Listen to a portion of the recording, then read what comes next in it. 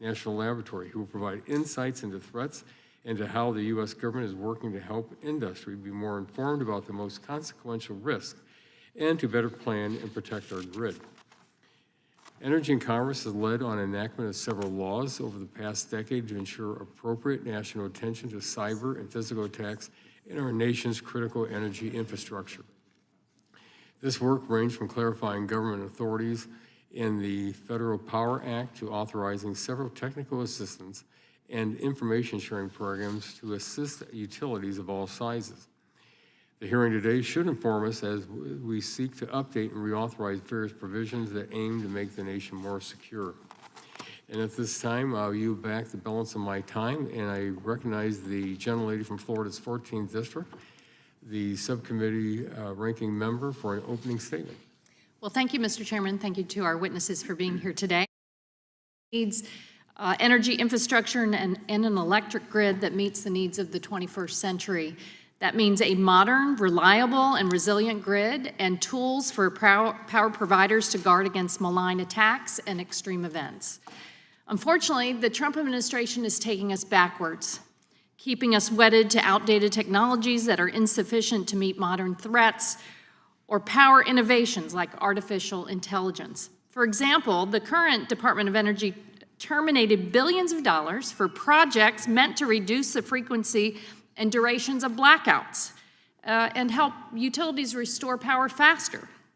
One energy expert who previously consulted for the department recently criticized the administration for arbitrarily ending projects that sought to make the grid more reliable and able to withstand storms, hackers, accidents, and other problems.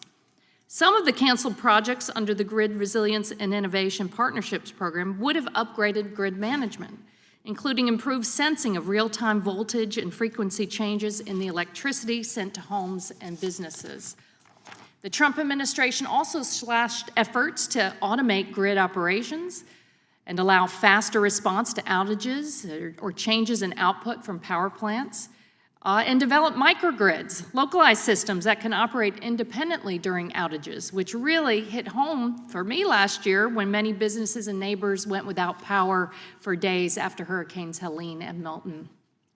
Canceled grid modernization projects are estimated to total over $700 million across 24 states. For example, a $20 million project in the upper Midwest would have installed smart sensors and software to detect overloaded power lines or equipment failures, helping people respond faster to outages and prevent blackouts. A $50 million project in California would have boosted the capacity of existing sub-transmission lines, improving power stability and grid flexibility by installing a smart substation without needing new transmission corridors.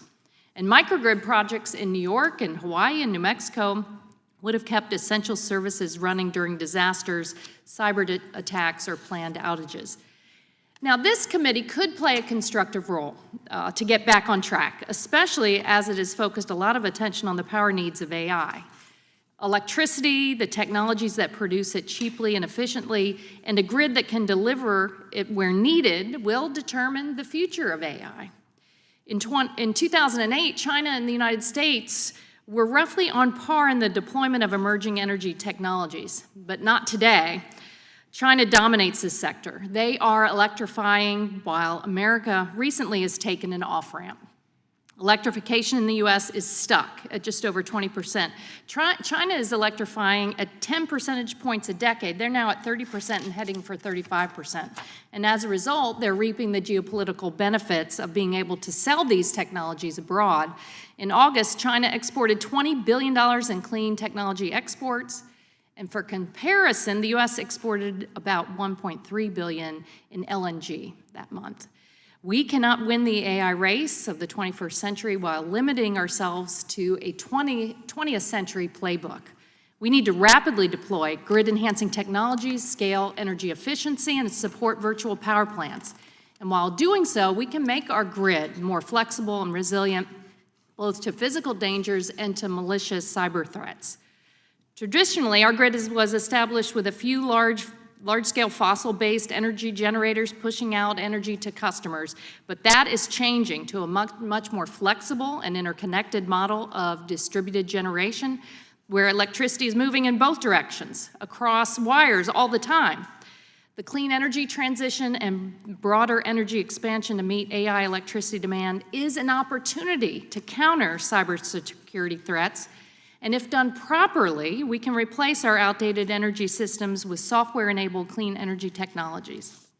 Modern tools that allow the grid to recover more readily when harmed by a hurricane or a hacker that takes down a portion of the grid. We can use smart inverters, grid-forming technologies, and batteries to restabilize, or if necessary, quarantine a part of the grid. Securing our electric grid should be a bipartisan national security imperative. Congress can do this. We did it in the bipartisan infrastructure law. It's imperative that we strengthen what we did there. So let's get back on track, get back into the electrification race for the sake of our technological advancement and to put downward pressure on electric bills for consumers. I look forward to hearing from the witnesses today, and I yield back. Thank you. The gentleman yields back, and the chair now recognizes the chairman of the full committee, the gentleman from Kentucky, for 5 minutes for questions. Thank you. Thank you for Chairman Latta for having this hearing, and thank for all of our witnesses being here. And there's one specific one I'll point out in just a few minutes. And I also want to publicly thank Chairman Jordan for the opportunity to use this room today while our second room is being renovated.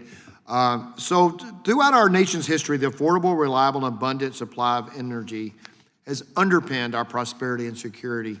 Today's world is no different. A complex web of interwoven energy systems and networks of linear infrastructure power the facilities and technologies that Americans rely on for work, healthcare, financial services, modern communications, and myriad of everyday necessities. Our society's ubiquitous reliance on digital systems to power all of these applications also makes the underlying energy systems a target for nefarious actors such as state-sponsored attacks from China, Russia, and Iran.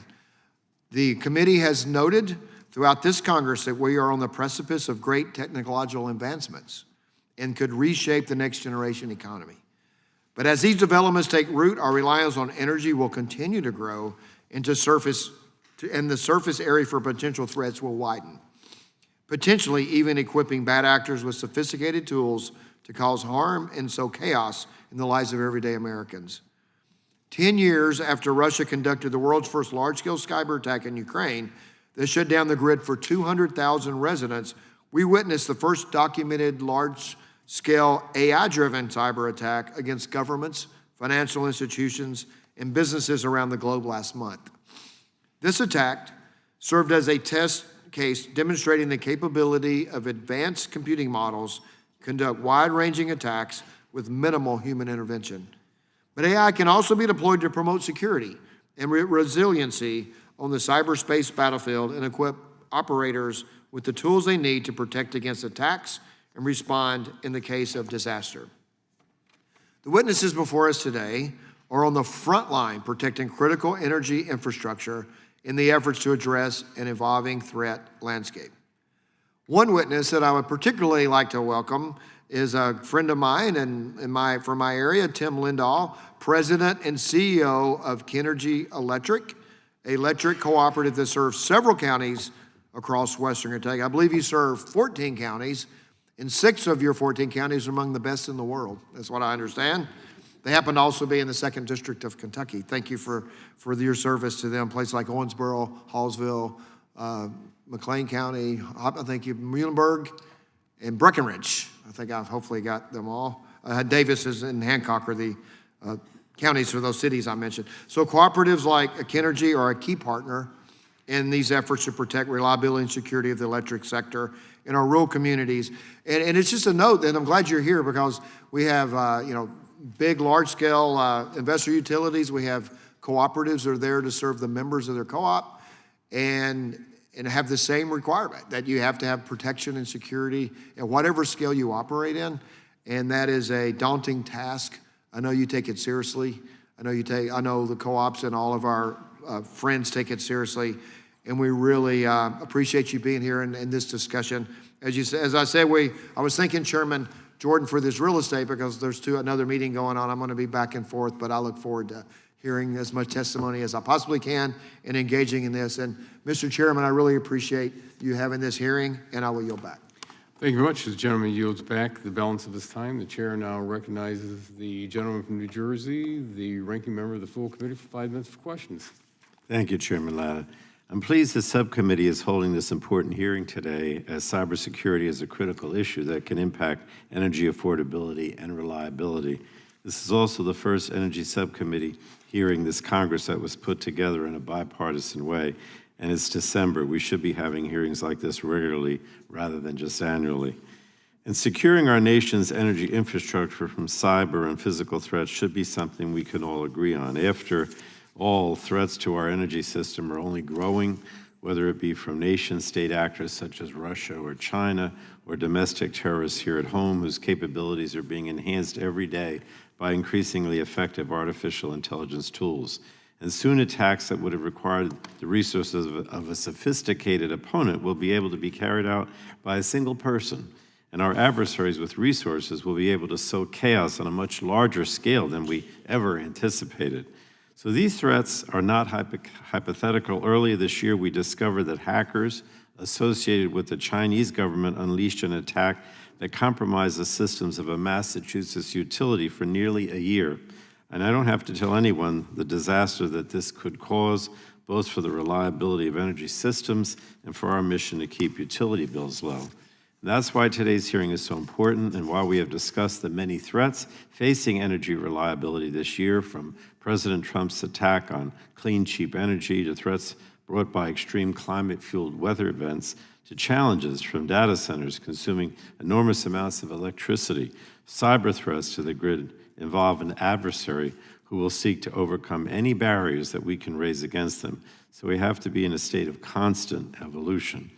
Now, the interconnected nature of our energy systems means that any one threat cannot be viewed in isolation. Threats to a gas pipeline can quickly cascade into a threat to electric reliability. And because of this interconnectivity, we must ensure that experts from the Department of Energy play a key role in our government's cybersecurity defenses for the energy sector. And while agencies under the Department of Homeland Security can play an important convening role, it's the DOE, the Department of Energy, not Homeland Security, that has the critical relationships with all the relevant actors in the industry and has the expertise necessary to view threats in a holistic manner. And we saw this in the aftermath of the Colonial Pipeline cyber attack, when the Department of Energy took the lead on the federal response. I look forward to hearing about some of the work that DOE is doing in bringing together the energy industry to talk about threats that impact everyone. However, none of this work at the Department of Energy, it's not going to work, essentially, unless DOE is the agency that's properly staffed and has the resources to fulfill its mission. DOE lost more than 3,500 staff this year as a result of Secretary Wright and DOJ's reckless and relentless attacks on federal workers. We need to ensure that we have sufficient staff working on the issue of cybersecurity and that they get the resources at DOE and the funding that they need. Now, I was the chair of this committee in 2021, and then we passed a law establishing a number of cybersecurity programs at the Department of Energy and the Federal Energy Regulatory Commission. And many of those programs are now coming up for reauthorization and are ripe for examination to see what worked, what didn't work, and lessons we should all learn as we look to potential legislative action. So finally, I hope we can also discuss the security not only of our energy infrastructure, but of the supply chain that creates that infrastructure. During the last 10 months, the Trump administration has hobbled our efforts to reshore manufacturing in America, increasing tariffs, slashing tax credits that were designed to make American manufacturing competitive. And as a result, we're more dependent than ever on foreign sources for critical infrastructure components. And that's a vulnerability that could turn into a devastating weakness if we don't work to reverse it. So I hope to hear ideas on how we can turn this around today from all of you. And again, I thank you, Chairman Latta, and I yield back the balance of my time. Thank you. Well, thank you very much. The gentleman yields back the balance of his time, and this now concludes member opening statements. The chair would like to remind members that pursuant to the committee rules, all members' opening statements will be made part of the record. Again, we want to thank our witnesses for being with us today and taking time to testify before the subcommittee. Each witness will have the opportunity to give an opening statement, followed by a round of questions from our members. Our witnesses for today are Mr. Michael Ball, CEO of the Electricity Information Sharing and Analysis Center and Senior Vice President of the North American Electric Reliability Corporation. Ms. Sharla Artz, Security and Resilience Policy Area Vice President at Xcel Energy. Mr. Tim Lindahl, the President and CEO of Kenergy Corp. Mr. Harry Krejsa, the Director of Studies for the Carnegie Mellon for Institute for Strategy and Technology. And Mr. Zach Tudor, the Associate Laboratory Director at the Office of the National and Homeland Security at the Idaho National Laboratory. We appreciate you all being here today. And before I recognize Mr. Ball for your 5 minutes, let me just mention, if you would pull the mics up close to you and press that button to make sure that that light has come on so we can hear you loud and clear. And at 1 minute, you'll see the green light go to yellow, so you have 1 minute left in your opening statement, and then when it goes red, we'd like you to finish your opening statement. So thank you again for being with us today, and Mr. Ball, you are recognized for 5 minutes to give your opening statement. Thank you. All right, well, thank you, Chairman Latta and ranking members and members of the subcommittee for inviting me and convening this important discussion regarding threats to North America's electric grid. My name is Michael Ball, and I serve as the CEO of the Electricity Information Sharing and Analysis Center, or EISAC. The EISAC is a clearinghouse for security information for the electricity industry of North America. It is operated under NERC, the organization designated by FERC as the Electric Reliability Organization for the United States. Our mission is to reduce cyber and physical security risk to the electricity industry by providing unique insights, leadership, and collaboration across the United States and Canada. We accomplish our mission by gathering, curating, and disseminating threat information in a timely and actionable manner. We do this with asset owners and operators to help mitigate the complex, evolving threats of the grid. The EISAC operates a 24/7 watch operation, develops analysis of ongoing incidents, and provides a suite of analytical products and services accessible to over 1,900 member organizations. EISAC membership represents more than 85% of the meters in North America and includes a range of utilities of all sizes and types, some of which are represented here with us today. The EISAC promotes cross-sector coordination and information sharing as well. This includes natural gas, communications, water, and finance. We work closely with our government partners, such as the Department of Energy, DHS, CISA, FERC, and the intelligence community. We maintain similar relationships with industry and government partners in Canada. To support the connective tissue between the private sector and the government, NERC and the EISAC are members of the industry's Electricity Subsector Coordinating Council. The ESCC, led by industry CEOs in partnership with senior government officials, seeks to operationalize security initiatives and coordinate around events that threaten grid reliability. We do this because the threat landscape is complex. It includes continuously evolving threats from sophisticated and very capable adversaries. Among the most advanced are nation states, the state actors, which are very well funded, and numerous public reports underscore how these adversaries focus on the electric sector. China, Russia, Iran, and Korea are monitored closely. Currently, Chinese cyber activities pose one of the most dynamic threats to our critical infrastructure. The sheer scale and persistence of Chinese cyber activities are demonstrated in the various typhoon campaigns that are widely reported on and lends credence to their ambition to target North American critical infrastructure. In addition to nation-state threat actors, the EISAC monitors domestic and international hacktivist and criminal activities. Cyber criminals have access to a wide array of tools and techniques supported by a stunning dark web ecosystem that fuels ransomware and other extortion campaigns that we see today. And unfortunately, activists and extremists see destructive acts against critical infrastructure targets as an opportunity to create impact in a way that draws attention to their ideologies and beliefs. The EISAC helps our industry counter these threats by fostering an active community of industry and government partners. A secure portal allows members to exchange and receive industry-recognized bulletin and alerts regarding irrelevant cyber and physical threats to the industry. Through this portal, EISAC provides analytical products with actionable content to support industry security teams. In partnership with the Department of Energy, the EISAC operates CRISP, the Cybersecurity Risk Information Sharing Program.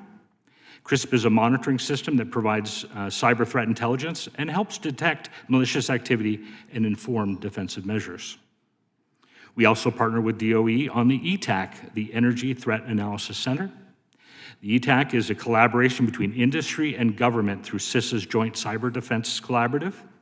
And ETAC partners work together to analyze threats, provide industry context, and recommendations back to the sector. And it's an important example of how private sector is working with government to bolster the defense of critical infrastructure. The EISAC also plays an important role in convening industry. We host GridSecCon, an annual grid security conference, which brings together nearly 1,000 security professionals for training, education, and collaboration across industry. And just 2 weeks ago, we conducted the 8th iteration of GridX, the largest grid security exercise in North America. And this is to tackle critical issues and identify ways to enhance our industry's readiness to respond to large-scale attacks. And in conclusion, these are examples of how the EISAC operates around the clock to do our part to enable reliable, resilient, and secure industry. I look forward to today's discussion. Thank you. Thank you. Ms. Artz, you are recognized for 5 minutes for your opening statement. Thank you. Chairman Latta, distinguished members of the subcommittee, thank you for holding this hearing. I am Sharla Artz, and I serve as Xcel Energy's Security and Resilience Policy Area Vice President. My testimony today is on behalf of Xcel Energy and the Edison Electric Institute, or EEI. Xcel Energy is a member of EEI, which represents all U.S. investor-owned electric companies. EEI's members provide electricity for nearly 250 million Americans and operate in all 50 states and the District of Columbia. Xcel Energy is a large investor-owned utility operating in 8 western and midwestern states, serving 3.9 million electric customers and 2.2 million natural gas customers.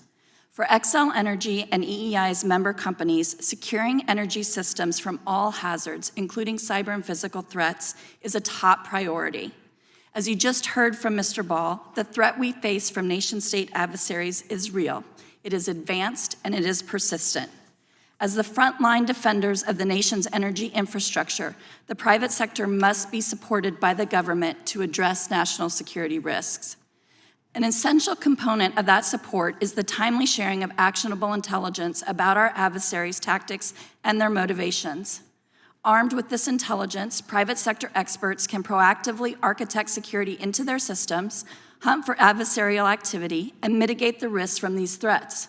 An important example of this information sharing support and partnership is the Energy Threat Analysis Center, or ETAC, that Mr. Ball just described.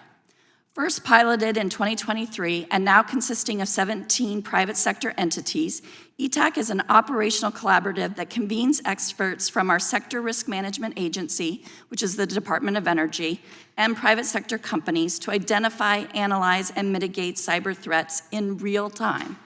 The uniqueness of ETAC is bi-directional exchange of information. Private sector operational expertise combined with government intelligence that creates products that are specifically targeted to assist energy companies throughout the country reduce risk. ETAC also facilitates collaboration with other federal agency partners, including DHS, the military, and federal law enforcement agencies, expanding cross-agency information sharing with the private sector. Thousands of energy entities have accessed ETAC products, evidence of its importance to industry risk reduction efforts. In addition to initiatives like ETAC, industry and government are strategically assessing threats and prioritizing risk reduction at the executive level. The Electricity Subsector Coordinating Council, or ESCC, consists of CEOs who represent all segments of the electric sector and serves as the primary interface between government and industry to address national security issues. Importantly, this convening mechanism exemplified by the ESCC unifies government and industry action on reducing systemic risk. A prime example of the effectiveness of the ESCC is the prioritization of industry efforts to support critical military installations and their energy resilience needs during a time of increasing geopolitical conflicts. At all levels of our industry, the commitment to countering nation-state adversaries is active, and it must be supported by Congress and our government partners. To bolster this national security collaborative efforts, we ask Congress to do the following. First, Congress should authorize ETAC so that it can adapt to address evolving threats, allowing for the strategic advice from private sector partners. Explicit recognition of this program allows industry partners and DOE to jointly shape sector risk reduction priorities. Second, Congress should continue to provide resources for ETAC so that private sector partners are armed with actionable information to defend their systems. Assured resources provide certainty for the private sector investment in this capability. Third, continued recognition of the importance of the sector risk management agencies for risk reduction is essential. The energy system expertise contained within DOE and the National Lab Complex assures that risk assessment is informed by system operational understanding. Having DOE lead interagency engagement minimizes duplicative or conflicting initiatives that tax private sector resources. The security of energy infrastructure is essential to national security. Government and private industry both have roles to play, and we are committed to reducing national security risks. Thank you again for including me in the hearing. I look forward to the questions. Well, thank you very much for your testimony today. And Mr. Lindahl, you are recognized for 5 minutes for an opening statement.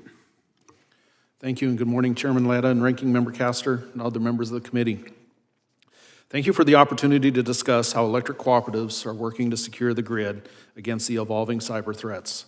My name is Tim Lindahl, and I serve as President and CEO of Kenergy Corp, a distribution utility in Western Kentucky. I'm testifying today on behalf of the National Rural Electric Cooperatives, otherwise known as NRECA, which represent nearly 900 cooperatives nationwide. At Kenergy, we serve about 60,000 homes and businesses across 14 counties. We also support a robust industrial base and have built over 3,500 miles of fiber infrastructure to help evolve our grid and provide broadband to our rural economies. Every day, America's electric grid faces thousands of cyber intrusion attempts. For rural electric cooperatives, these threats are not abstract. They're real, they're sophisticated, and they're growing. Electric cooperatives are unique.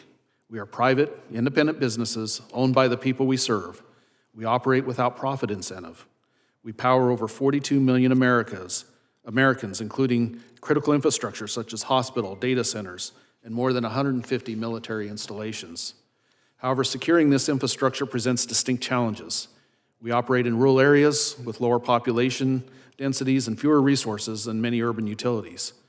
We must secure lines and isolated substations that may be hours apart. Because we have no shareholders, these costly investments are borne by our member consumers, many of whom live with modest incomes. Despite these constraints, co-ops are rising to the occasion. We apply a risk-based layered defense strategy to protect against all hazards, whether they are from severe storms or cyber attacks. Our approach is built on the principle of cooperation. Because we are independent, we can innovate locally, but we can also pool our resources and gain strength in our collective defense. But technology alone is not enough. The most critical piece of a security culture is the teams that work tirelessly day in and day out to ensure that when the switch is flipped, the light comes on. Countless unsung heroes work quietly and anonymously in the background, monitoring and evolving our security. We never see the event that never happened, or we never hear about the attack that never occurred. To support these teams, we leverage cutting-edge tools and resources that are being developed through NRECA's cybersecurity program, like the Threat Analysis Center, a platform that helps co-ops identify, analyze, and communicate threats while reducing alert fatigue so our teams can focus on high-impact risks for the Cooperative Cyber Goals program, which also provides a structured framework designed specifically for cooperatives to advance cyber hygiene regardless of the utility's cyber maturity. While cooperatives are doing their part, we cannot do this alone. Strong federal partnerships are essential to closing this resource gap. Electric cooperatives utilize resources from various federal agencies and departments, including the CISA, DHS, DOD, and the State Intelligence Fusion Centers. These all help co-ops better understand vulnerabilities, emergent threats, and mitigation efforts. The Rural and Municipal Utility Cybersecurity Program, otherwise known as RMUC, is one example of these partnerships. RMUC represents the most significant opportunity for co-ops to bolster their readiness by providing $250 million to help us invest in the people, the processes, and technologies needed to secure the grid. However, we need your help to maximize its impact. While $80 million in the RMUC funding has been announced, much of the funding has yet to be released. We urge the Department of Energy to distribute these funds quickly so co-ops can put them into action. With an estimated $160 million remaining and less than a year left in authorization, NRECA strongly urges Congress to reauthorize the RMUC program. This is critical to ensuring rural communities are not left behind. Protecting the grid is a top priority for the nation's electric co-ops. We are making smart investments, training our workforce, and sharing threat intelligence to keep the lights on. With continued partnership and targeted federal investment, we can strengthen our defenses and ensure the security of the energy infrastructure that powers our nation. The electric grid is too critical to our existence for it to fail. We must get it right each time, every time, all the time. Thank you for your leadership, and I look forward to your questions. And thank you very much for your opening statement today. Mr. Krejsa, you are recognized for 5 minutes for an opening statement. Thank you, Chairman Latta, Ranking Member Castor, and members of the committee for the opportunity to testify today. My name is Harry Krejsa. I'm the Director of Studies at the Carnegie Mellon Institute for Strategy and Technology. My work focuses on U.S.-China competition and the national security implications of emerging technologies. I previously worked in both the Trump administration at the Pentagon working on military doctrine for offensive cyber operations and in the Biden administration at the White House helping lead the development of the national cyber strategy. In both of these roles, I was confronted with wide-ranging efforts by the People's Republic of China to hold our critical infrastructure at risk. Beijing is preparing for conflict over Taiwan, potentially in the very near term. Its theory of victory depends on preventing the United States from mounting a successful rescue mission in response. Both public and private sector cyber threat intelligence analysts have concluded that this strategy likely has two parts. First, to disrupt defense infrastructure to slow our ability to mobilize personnel and equipment. And second, to target civilian infrastructure to sow panic and chaos among the public at large. Our aging infrastructure makes these threats easier, including in our energy ecosystem. Today's electricity grid is too often a hodgepodge of digital tools sitting atop an analog foundation, creating seams where adversaries can slip in. Many cybersecurity specialists used to argue that the best way to handle this kind of challenge was to separate operational technologies from modern networks. In practice, we now know that is nearly impossible. Digitization has swept our world so thoroughly that even national security networks that are believed to be air-gapped often are found to have accidental and unknown internet connections during regular security sweeps and efforts to ensure their ongoing defensibility from adversaries abroad. The only way around this challenge will be through it, embracing modernization from top to bottom, as we've heard from many of the witnesses here today, to achieve that defense in depth that we need for our grid security and defensibility. America's AI build-out, reindustrialization, and broader electrification are in fact already demonstrating the benefits of such an approach. The energy technologies powering this transition, from on-site generation and battery storage to smart inverters and virtual power plants, were designed from the ground up with software at their core, enabling modern cybersecurity features and the ability to update and evolve in response to emerging threats. They are also enabling a smarter, more distributed grid architecture, one that is more defensible, resilient, and even self-healing, capable of quarantining disruptions and preventing cascading blackouts. These modern technologies are also opening a new frontier in energy security. Nuclear power, geothermal wells, and inverter-based resources and battery storage require little to no refueling, making them defensible against fuel disruptions, but also insulating homes and businesses from swings in commodity prices. This transformation would be a valuable asset in any Indo-Pacific crisis as well. Our allies and partners in the region, upon whom our forward-deployed forces rely for electricity and other infrastructure needs, are heavily dependent on maritime fuel shipments for their electricity. Modern, digitally native energy systems can not only be more defensible against cyber attacks, but they can also be more defensible against the naval risks that fuel tankers will likely face in any such conflict. But of course, there is a catch. Even as we modernize, too many components that make these systems possible, power electronics, precision magnets, batteries, and other building blocks that some refer to in aggregate as electrotech, are made in China. Beijing's dominance of the very technologies that could make our grid more secure and resilient, and that are defining the future of innovation around the world as we speak, is a strategic and competitive threat. We should treat these modern energy technologies the way we now treat semiconductors, as critical industries requiring greater visibility, investment, and control by the United States and our allies. I urge Congress to support more streamlined coordination between energy and national security stakeholders, procurement frameworks that reward secure-by-design systems, and sustained R&D in breakthrough technologies. I also urge you to build on the manufacturing reshoring progress begun by the energy tax credits in the Inflation Reduction Act and retained in the One Big Beautiful Bill Act. Doing so will ensure we have an energy system that is both more competitive and secure. If we do it right, if we do the kinds of efforts described by my distinguished co-witnesses here today, we could pour a new foundation for our electrical grid that delivers on the energy expansion that we are working through today and guarantee American security and industrial leadership for the next 50 years. Thank you for the opportunity to testify today, and I look forward to your questions. Well, thank you very much for your testimony today. And Mr. Tudor, you are recognized for 5 minutes for your opening statement. Chairman Latta, Ranking Member Castor, and members of the committee, thank you for the opportunity to testify. I'm Zach Tudor, Associate Laboratory Director for National and Homeland Security at Idaho National Laboratory, where I lead nearly 900 experts protecting U.S. critical infrastructure, including the power grid, from cyber and physical threats. As has been mentioned more than once, America faces unprecedented cyber threats to our critical infrastructure. The 2025 Annual Threat Assessment of the Intelligence Community confirms adversarial states are pre-positioning in U.S. networks to disrupt critical services at a time of their choosing. China is the most persistent threat. Through Volt Typhoon, Salt Typhoon, Flax Typhoon, the Chinese Communist Party has embedded itself in our energy, communications, and water systems to set conditions for destructive attacks during a Pacific conflict over Taiwan.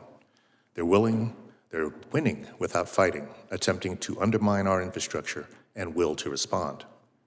Russia continues aggressive operations despite constraints from the war in Ukraine. From 2015's Black Energy attacks on Ukraine's grid to the 2021 Colonial Pipeline ransomware, Russian-affiliated actors have proven they can disrupt energy systems at will. Recently, Russian hackers targeted water systems in Norway and Poland and caused a Texas water treatment tank to overflow. Iran has targeted our water, energy, and manufacturing sectors, forcing a Pennsylvania water utility to shut down portions of its system in 2023. North Korea uses cybercrime to fund its regime, stealing over $1.3 billion in 2024, but has proven critical infrastructure capabilities through ransomware attacks that have disrupted hospitals, manufacturers, and energy companies worldwide. The United States faces significant risk as our adversaries exploit fundamental vulnerabilities. Our infrastructure systems are interconnected. Disruption in one sector cascades across others. We operate vast, digitized, privately owned infrastructure that's aging and under-resourced against evolving cyber threats. The electric grid is indispensable and a prime target. Russia and China are advancing capabilities to disable grid segments during a crisis. China's Volt Typhoon has infiltrated U.S. utility networks with intent for long-term disruption. Oil and gas infrastructure remains vulnerable. Colonial Pipeline showed how a ransomware intrusion in an OT network, in an IT network, can trigger fuel shortages and panic buying nationwide. Iranian and Russian groups continue probing pipeline control systems. Telecommunication networks are critical infrastructure's nervous system. China has embedded hardware vulnerabilities in routers and switches. In September, the Secret Service dismantled devices in New York capable of disabling cell towers and the critical infrastructure dependent on real-time communication. Water systems are particularly under-resourced. EPA warns that over 70% of U.S. water systems fail basic cybersecurity best practices. Many lack full-time cyber personnel or continuous monitoring, making water infrastructure vulnerable and high stakes. Addressing these threats requires specialized capabilities that the Department of Energy's national laboratories can and have provided for many years. DOE operates 17 national laboratories to advance national economic and energy security while supporting other federal agencies' security missions. INL has defended critical infrastructure for over 2 decades. Our 890 square mile site provides unique capabilities to test threats and solutions at scale. We lead national control system security efforts through programs including cyber-informed engineering that integrates cybersecurity into the design of infrastructure. Our consequence-driven cyber-informed engineering program strengthens system resilience through hands-on assessments. And the Cyber Testing for Resilient Industrial Control Systems, or CITRIX, program is supported by 6 national laboratories to test energy sector supply chain components in coordination with the private sector. Additionally, INL's test ranges offer unmatched infrastructure testing capabilities. We operate a utility-scale electric grid testbed and wireless communications test range. We maintain over 150,000 square feet of control system lab space to safely test cyber and physical threats at full scale. We work alongside DOE, DHS, and the Department of War to support testing, training, and large-scale exercises.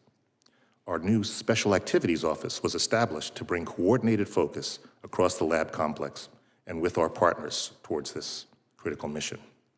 In summary, America's adversaries are not waiting. They're already embedded in our systems. The threat is no longer hypothetical. It's a daily reality. Congress must act decisively. We need to accelerate public-private partnerships to secure infrastructure. We should extend and expand the state and local cybersecurity grant program. Passage of the Pillar Act was a positive step. We should expand national laboratory investments to advance operational technology security. At INL, we're concerned more than ever before. We face a defining test of resilience and national security. If we act decisively, we can safeguard the systems that power America's economy and protect our way of life. Thank you, and I look forward to your questions. Well, thank you very much for your testimony, and that will conclude our testimony, our opening statements from our witnesses, and we'll move into the question and answer portion of the hearing. And it's very sobering what you've all been bringing before the committee. And with that, I'm going to recognize myself for 5 minutes for questions. If I could start, Mr. Ball, with you. You made some interesting statements, especially when you talk about the recommendations for Congress, and you talk about on the threat that's out there. You talk about the support for CRISP. For Northern Ohio, when I look at our utilities, the question is, are we getting the information we need out there at our utilities? Are the utilities getting the information from the federal government on existing threats that are occurring, or what's happening right now? So it's a very good question.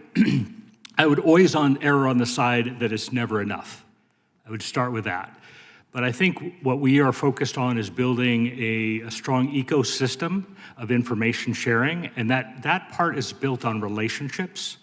And it's something that is built into, whether it be from an EISAC perspective, the members that we engage with that actually are recipients of all of the information that we push out. We serve as a conduit for that. Programs like CRISP actually are programs that are, start out with a member-funded program where they actually participate, and that information that goes from that actually is also shared with our government partners and Department of Energy and the National Lab Work framework. And what's important about that is it starts to bring together our government and our industry. I think also references to the ETAC is another great example of being able to provide information sharing. I think I can't foot stomp that enough, is bringing the awareness that our government partners have around threats, but the contextual understanding of what those threats represent to the industry become a really important part of that dialogue. That is happening, but we need more of that. So I think anything that we can do to encourage engagement, information sharing, will actually help us drive towards a greater and more resilient grid, and certainly from a national security perspective, make us much more secure and resilient. Well, thank you. Ms. Artz, we've heard about the Communist Party and what they're doing out there in the United States and to what their threats are. You mentioned a defense in depth, because we got to protect ourselves. And so would you want to explain a little bit on what we should be doing on the defense in depth? Because if they've already infiltrated, how are we going to protect ourselves? Excellent question. Thank you for it. We take a multi-layered approach to securing our systems. First, we are, as an industry, subject to mandatory cybersecurity regulations.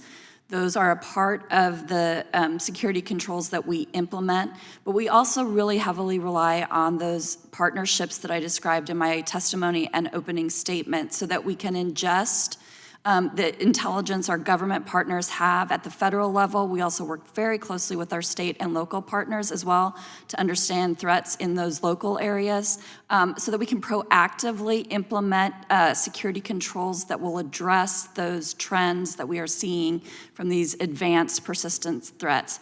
Finally, a really critical component of defense in depth is being prepared. Mr. Ball mentioned the GridX exercise, but we also participate in exercises held by the Department of Energy with our military partners at the state and local level so that we can respond to and recover from very quickly the incidents when they do occur. Oh, thank you. Mr. Lindahl, I probably have more electric co-ops in my district than any other congressional district in Ohio. And when I go out and meet with them all the time, you know, I see what they've been investing just to make sure on the cyber side that they're protecting not only, you know, their system, but also all of their consumers out there, that they want to make sure that the power is always on. You know, a question, you know, do they have the information? Do they have, you know, the time, the money? What's happening out there? And unfortunately, I have about 44 seconds left. We can always use more resources. As cooperatives, every dollar we spend is a dollar that goes into our rates and our members end up paying. So every resource we need, if we can partner and pool together our resources with the federal government, with state governments, with our other utility partners, with other cooperatives, we can help solve this problem without significant cost to the individual members. There's always a need to evolve and to have the tools we need. You know, we can't do this alone. We've got to do it together. Well, thank you. And with my just remaining about 5 seconds, I have additional questions that I'll submit for you all because these are really important questions that we've got to get resolved to make sure we protect the grid. And with that, I yield back and recognize the gentleman from California, 50th District, for 5 minutes for questions. Thank you, Chair Latta, for holding this important hearing. You know, I just want to say that what you've told us is very alarming, and I really appreciate you taking the time to come down here and tell us that. And I'd say to the chairman that American people will note someday that we've been warned today about this. They will have expected us to work on this, and I hope we make that we make this a priority in this committee. Also, just say parenthetically that I saw the you don't pay attention to this, but the congressional schedule this year again came out. I believe it has us on the plane more days than it has us in D.C. I think that really inhibits the ability of all committees, but including this committee, to work on important issues like this. And I was sorry to see again, despite our protests, that we could do better, that the committee schedule itself will inhibit us from having enough meeting days to deal with important issues like this.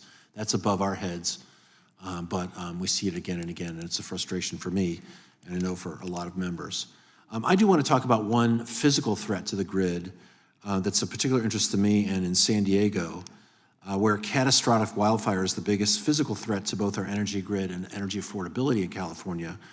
Wildfire-related costs, including proactive investments and post-disaster recovery, now represent 40% of Californians' utility rate increases. 40% is wildfires. So it's clear we need to do a lot more than in that bucket in terms of upfront mitigation. The utility in my area, San Diego Gas and Electric, they're headquartered in my district. They've really done I think, a commendable job. They've invested nearly $6 billion in wildfire preparedness, and they're innovators in wildfire mitigation and grid safety. They have monitoring technologies to detect fire risk and respond to buried transmission lines underground to minimize the risk of ignition, and conduct extensive vegetation management to protect power lines from hazardous trees.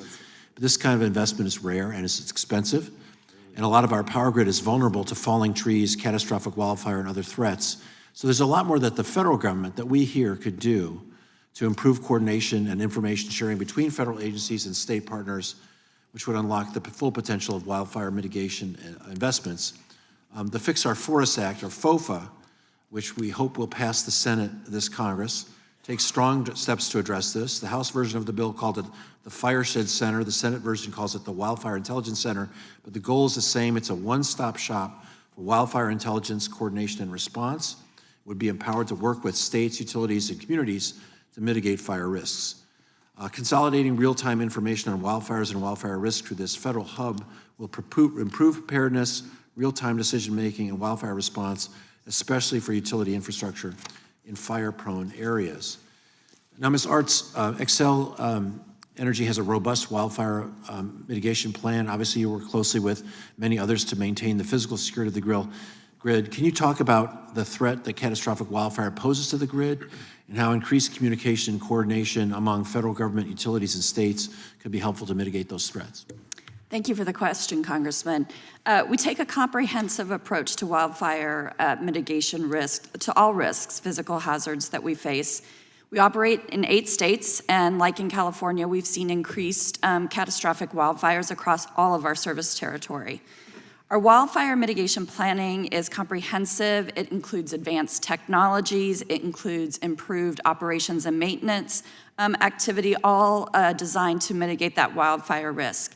Importantly, because of this threat, the Electricity Subsector Coordinating Council has a wildfire mitigation task force that is working very closely with our government partners in the U.S. Forest Service, with Department of Energy, with the Bureau of Land Management to improve upon the consistency of the permits that are needed to conduct vegetation management and other wildfire mitigation risk, to improve the information sharing and the resource allocation to those coordinated efforts. The last thing that I will say about that effort is, and Mr. Lindahl and I were talking prior to the hearing, the benefit of this industry is the amount of information sharing we do with each other to expand understanding of best practices so that we are all working collectively to mitigate these risks. So thank you for the question. Mr. Ball, quickly, I know EISAC works with industry to respond to wild threats.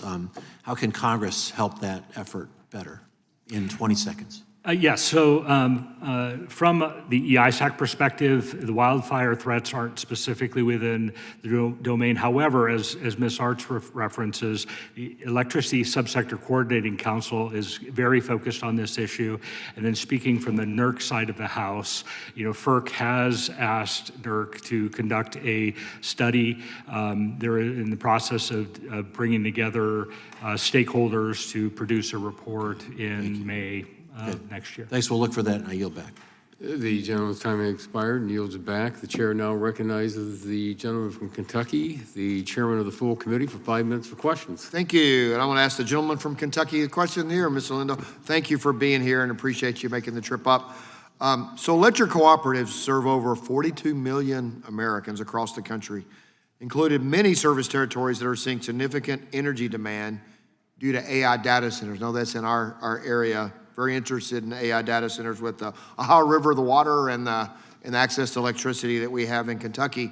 And Kenergy is very particularly part of the middle of that. And you have the large industrial loads, like in Hancock County and other places, and they're important to economic drivers to our West Kentucky communities. In the era of skyrocketing demand growth, can you discuss ways in which cooperatives like Kenergy are creatively addressing cyber threats to the system? Yeah, one of the concerns we have as we run the grid closer and closer to the edge is it becomes more and more critical to not have interruptions. Before, we could have a small event and it wouldn't have an impact, on the reliability of the grid. But as we push the grid to the limit, with new load, data center load, or any kind of load, it just puts a microscope on any hiccup in the system that could happen. So things we're doing, we do a layered approach as well, and we're an all of the above cooperative. We like to diversify our resources, diversify how we serve things, diversify even the economics around how we serve things. So that's one way we get around it.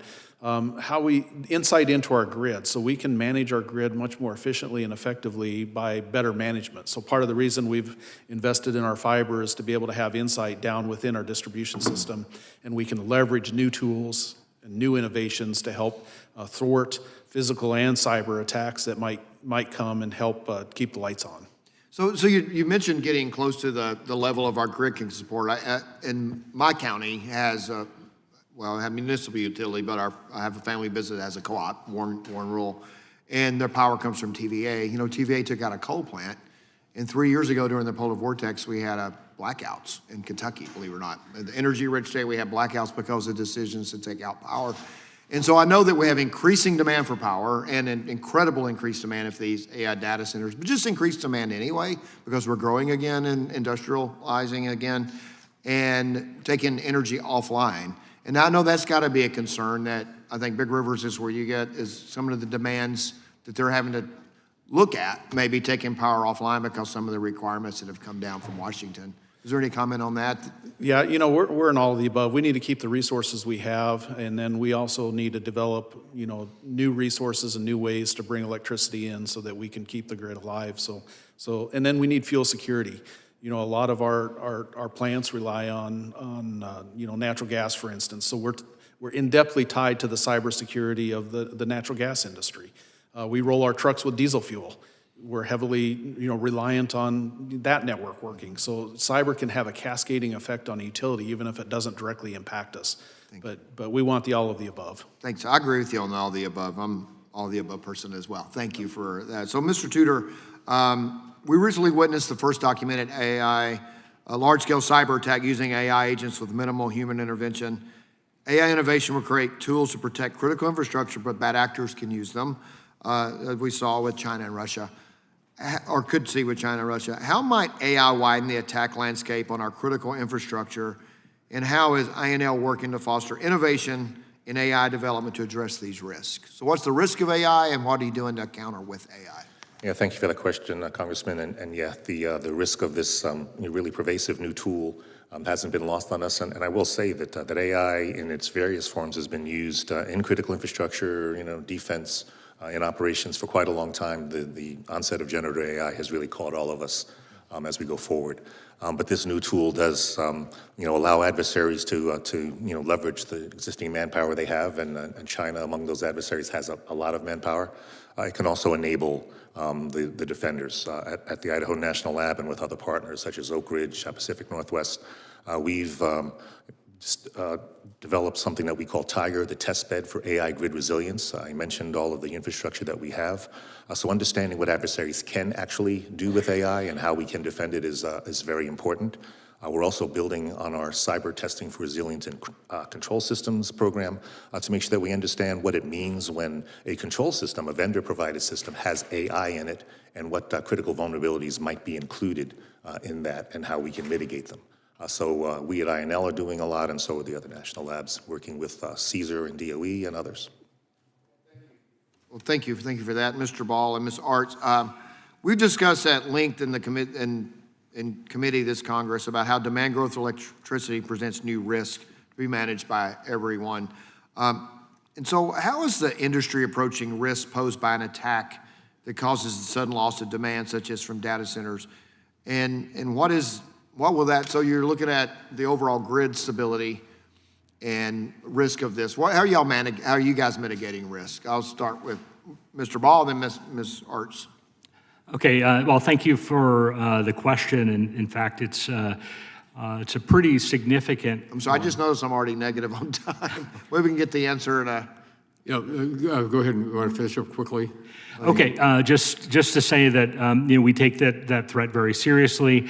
In many ways, we have to explore the impacts of scenarios like that, and that is why we really focus on the ability to read and react to events in various scenarios. So, very important topic.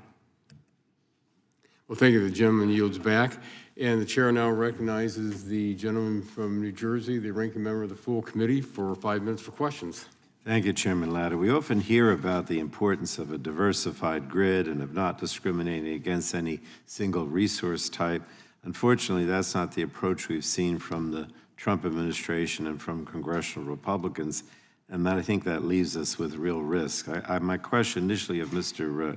Krejsa, I was struck by your written testimony, which said it was crucial that the United States not fall behind China in next-generation technologies like batteries, smart inverters for resources like wind and solar, and virtual power plants. But could you talk a bit about that importance and do efforts to shut down the research and deployment of wind and solar technologies for example, help or hurt the security of our energy system, if you will? Absolutely, Congressman. The basket of technologies that many are beginning to refer to as electrotech or electro-industrial equipment are increasingly forming the foundation of our economy today and are going to infuse every part of it tomorrow. Technologies that generate and store electricity, that manipulate and move it, that range from batteries to advanced compute to advanced sensors, autonomous vehicles. These are the technologies that are going to define the pace of industrial competition in the future.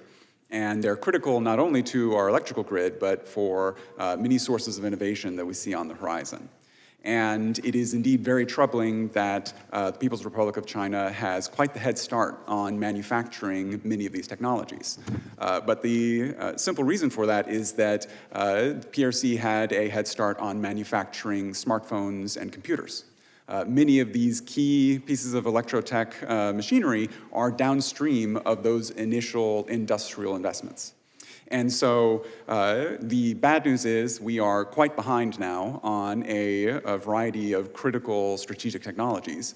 But the good news is that if we can make progress in some of them, we'll enjoy spillover benefits in other competitive areas. Because the truth is that a smartphone, a robotaxi, or a fusion reactor are all very different technologies, but are fundamentally made up of many of the same components. All right, thank you. I want to turn to Mr. Ball. I wanted to turn to the network of organizations that help keep our energy system secure, including the Electricity Information Sharing Analysis Center, the Electricity Subsector Coordinating Council. Many of these entities are focused primarily on the utilities that handle the transmission and distribution of electricity, and that's important. But in many parts of the country, including New Jersey, the actual generation of power is handled by different companies, separate from the utilities. But those companies are just as much an integral part of the power sector as any load-serving utility that owns wires or sells power to consumers. So, Mr. Ball, could you talk about the efforts by NERC, or that NERC has made, to include independent power producers in the Electricity Information Sharing and Analysis Center, and how can we ensure that those entities are getting the support they need to keep their systems secure and online? About a minute, because I want one more question to go. So just to try to answer that very good question, one of the things we look at is the information sharing fabric that we work with. It's a neural network of resources. I talked about different ISACs. I talked about our membership. You know, one of the things we don't, from an EISAC perspective, all of entities have the ability to participate with the ISAC. In fact, we work with a lot of entities, even within our ECA, who are in fact distribution organizations, and we channel information through to them as well. So we are not bound by necessarily those areas, but I think we can always do better.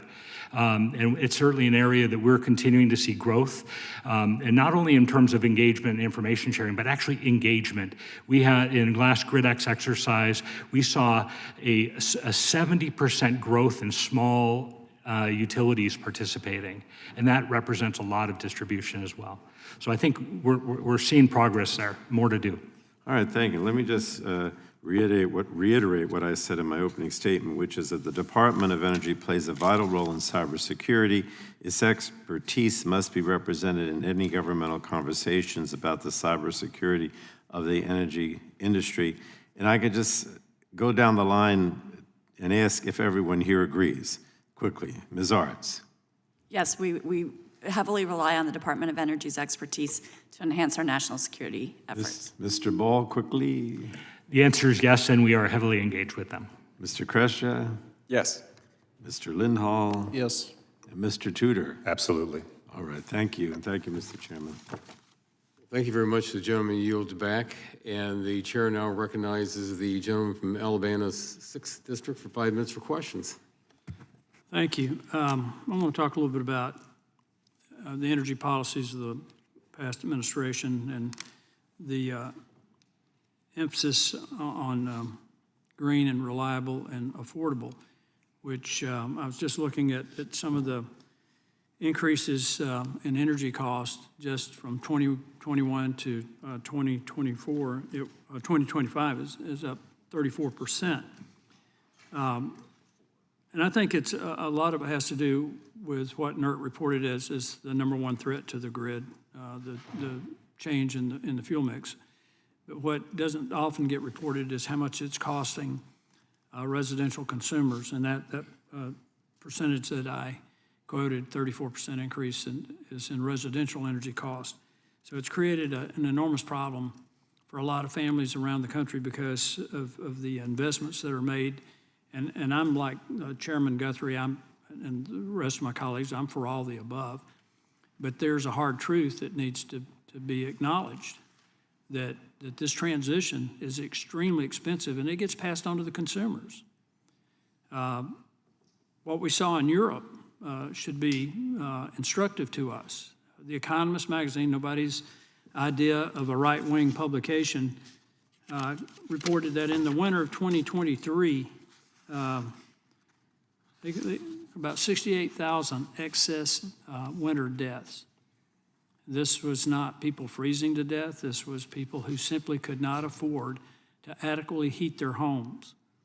It's particularly problematic for people with respiratory illnesses, cardiovascular illnesses, but 68,000 excess winter deaths. That's more than died from COVID. So when you take a look at these investments, and particularly in areas of the country where they have shut down so much hydrocarbon power generation, it's created, I think, a hazardous environment for a lot of people who simply can't afford to adequately heat their homes. It's also, in my opinion, and I think the opinion of many, created an economic security issue and a national security issue. We're in an arms race for artificial intelligence with China. We're going to have to build massive data centers that cannot be powered with renewables because they're intermittent power. You have to have a consistently high base load to meet the demands of the data centers for us to be competitive. When I talk about this arms race in artificial intelligence and quantum computing, whoever wins that's not going to be a superpower. They will be the superpower, if you want to talk about power, okay? So Mr. Ball, in your experience at NERC, would you care to comment on this?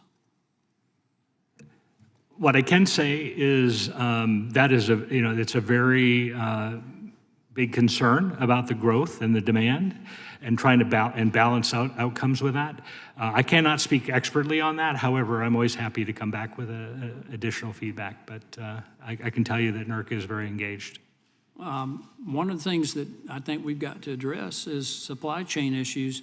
We're not going to be able to build out renewable power until we, as long as we're dependent on China for refined rare earth elements and critical minerals. That's a huge issue for us right now, is securing our own supply chain domestically and collaboratively with allies in the Western Hemisphere. But it's also critical for us to build these data centers. It's one of the things that drives up cost is supply chain issues. Would you be interested in commenting on that, Mr. Lindahl? Supply chain is a huge concern. You know, our system is built on three legs. When we make decisions on resource generation, resource delivery, we balance affordability, reliability, and safety. So every decision we make has to balance between those three. And in some cases, renewables work. In some cases, they don't. In some cases, and that's why we say all of the above, because you know we look at it all independently every single time. And you can't play economic affordability against reliability or reliability against affordability. Well, since you brought up affordability, I want to touch on that very briefly. My colleagues across the aisle keep talking about that, but they created this problem with the legislation that they passed. And when you combine that with the supply chain issues, we not only have an affordability crisis that's really hurting American families, I contend sincerely that this is an economic crisis and a national security crisis. Mr. Chairman, thank you for the opportunity, I yield back. The gentleman yields back. The chair now recognizes the gentlelady from Florida, the ranking member of the subcommittee, for 5 minutes for questions. Well, thank you, Mr. Chairman. Mr. Krejsa, in your testimony, you talk about virtual power plants as a linchpin technology that could be easier to secure against cybersecurity threats. Let's start with the basics. What is a virtual power plant? Thank you, Congresswoman. A virtual power plant is essentially a network of small energy assets that have been stitched together by sophisticated software to function as though it is a single large dispatchable asset that the grid can turn up or down. Think in terms of home batteries, smart thermostats, even flexible industrial loads that can be aggregated together to function as though it were a dispatchable power plant. That's a little bit different than the old-time power production that was like a single power plant with distributed systems. How was this technology developed? Yes, ma'am. It's a benefit of a digitally native approach to a grid architecture, which provides both flexibility but also security and resilience benefits. For a robust grid architecture, you probably want a combination of both centralized baseload resources and flexible grid-forming distributed resources that can be orchestrated with sophistication so that they can play to each other's strengths and hedge against different kinds of risks. And then how can VPPs help with grid security? Absolutely. VPPs can provide an instantaneous and flexible response to forms of disruption. They enable models like, we call them graceful failovers into islanding and microgrids when certain parts of the grid gets disrupted. With this network of sensors and smaller energy assets, you have more flexibility to flow electricity to where it's needed and to quarantine disruptions from becoming cascading blackouts. And is the U.S. leading in this technology, or are there other countries that are in the lead on this? It is early days, and I think that, like in many advanced modern electricity generation, storage, and orchestration technologies, we are in a race with China to define what right looks like and to develop secure supply chains, both in the software and hardware side. So is there anything that the Congress can do on the regulatory side or through legislation to support and assist with the deployment of VPPs? Yes, ma'am. I believe that supply chain security considerations, whether we're writing them into hardware sourcing or procurement guidelines, should take into consideration the systemic impact of certain components of our electricity grid and things like VPPs. Get specific when you're talking about supply chains.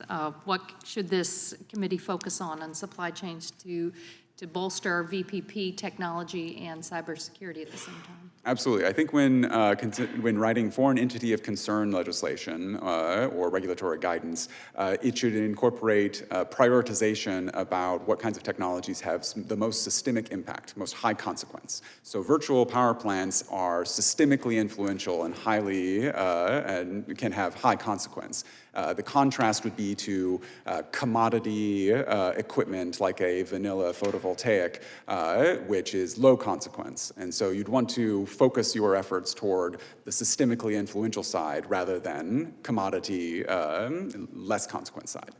And Ms. Artz, how does Xcel manage sourcing and procurement for some of these more cybersecurity sensitive components? Yeah, thank you for the question. So Xcel Energy as a regulated entity has to adhere to the NERC's critical infrastructure protection regulations that require us to manage our supply chain risk. We have a very robust process that we utilize that includes assessing during the RFP process equipment manufactured in those countries of concern.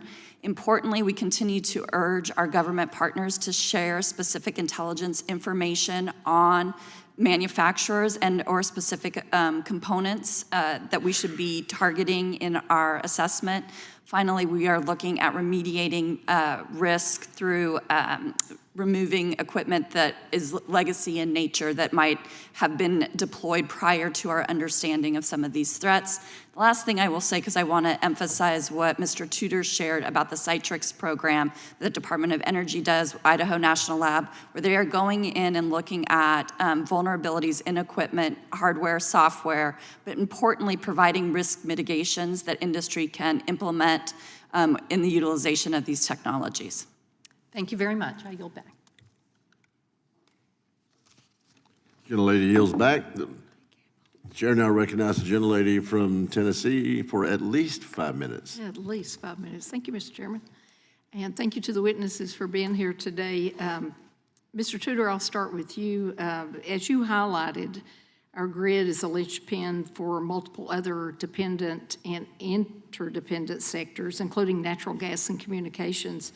A physical or cyber incident impacting one of these interdependent sectors can have downstream impacts on the grid system. And I guess my question, because I represent East Tennessee, we have ORNL right down, at Oak Ridge. Of course, we have TVA. How are you identifying and collaborating with interdependent sectors to further harden the electricity sector? Yeah, thank you for that question. Very good question. So number one, yes, working with our partners like Oak Ridge National Lab and some of the utilities that are government operated gives us access to a lot of information that we can use for our research. But also, as I was taking notes, all of the different sector councils, the Electric Sector Coordinating Council, NERC, the ETAC program, CRISP, these are all ways to get information. One thing I wanted to point back to is that we talk about information sharing. I would say that every 4 and sometimes every 2 years there's an executive order that talks about critical infrastructure security, and information sharing is always one of the top 3 things. And you would think that we'd gotten that. Well, I think we've gotten better at it, but not so much that presidents would have to keep talking about it. So information sharing, actionable intelligence, context, all of these things are important. The national labs work with utilities, organizations, and others to try and get that context and that actual intelligence, but also use that to do research for mitigations for current threats and hopefully mitigate upcoming threats. I guess what I want to say is that partnership amongst all of us is key, working with CSER, the Office of Electricity, the Grid Deployment Office, our other agencies.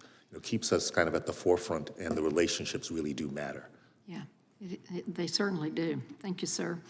Mr. Ball, I appreciate you highlighting the significance of GridX and the vendor affiliate program to strengthen the grid resilience. Do you happen to know if either program has ever been used to plan and protect against EMP attack on the grid? So with regards to GridX, in terms of the exercise, I'm not aware of a specific scenario with regards to that particular exercise. Well, if you haven't done it, what would be required to incorporate EMP scenarios into future GridX exercises? Well, I would say, and certainly GridX isn't the only mechanism by which we would do that, but I think by understanding the nature of the kinetic impacts of EMP to the systems, obviously there's been tremendous analysis done on that. EPRI has done a great body of work in partnership with industry on those, and really leveraging those, the understanding that's been developed out of that analysis to apply those scenarios and then explore the consequences of that and then mitigation. So I believe that is a mechanism by which I always ask when I go visit TVA, what are you doing to EMP-proof that? And even as the nuclear facilities and things are doing, they have new techniques and new things that they're doing to do that. Yep. And I guess this question will be for Mr. Lindahl and Mr. Ball and Ms. Artz. The federal government relies on the private sector to provide not only mandatory but also voluntary reporting of suspicious activity and minor incidents to improve overall analysis. Additionally, the government depends upon industry through sector-based information sharing and analysis centers to identify threats, tactics, and provide material support for law enforcement investigations.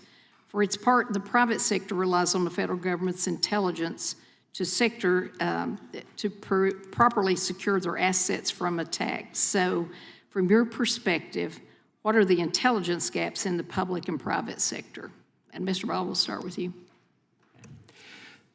So I'm sure there are gaps that we can focus on. However, I would say that there's actually a lot of dialogue occurring today. We've referenced programs that identify mitigations, like for Citrix, for example, are conduits of information gathering that start to be able to be shared with our industry and to actually be able to deploy techniques to help mitigate the risks on that.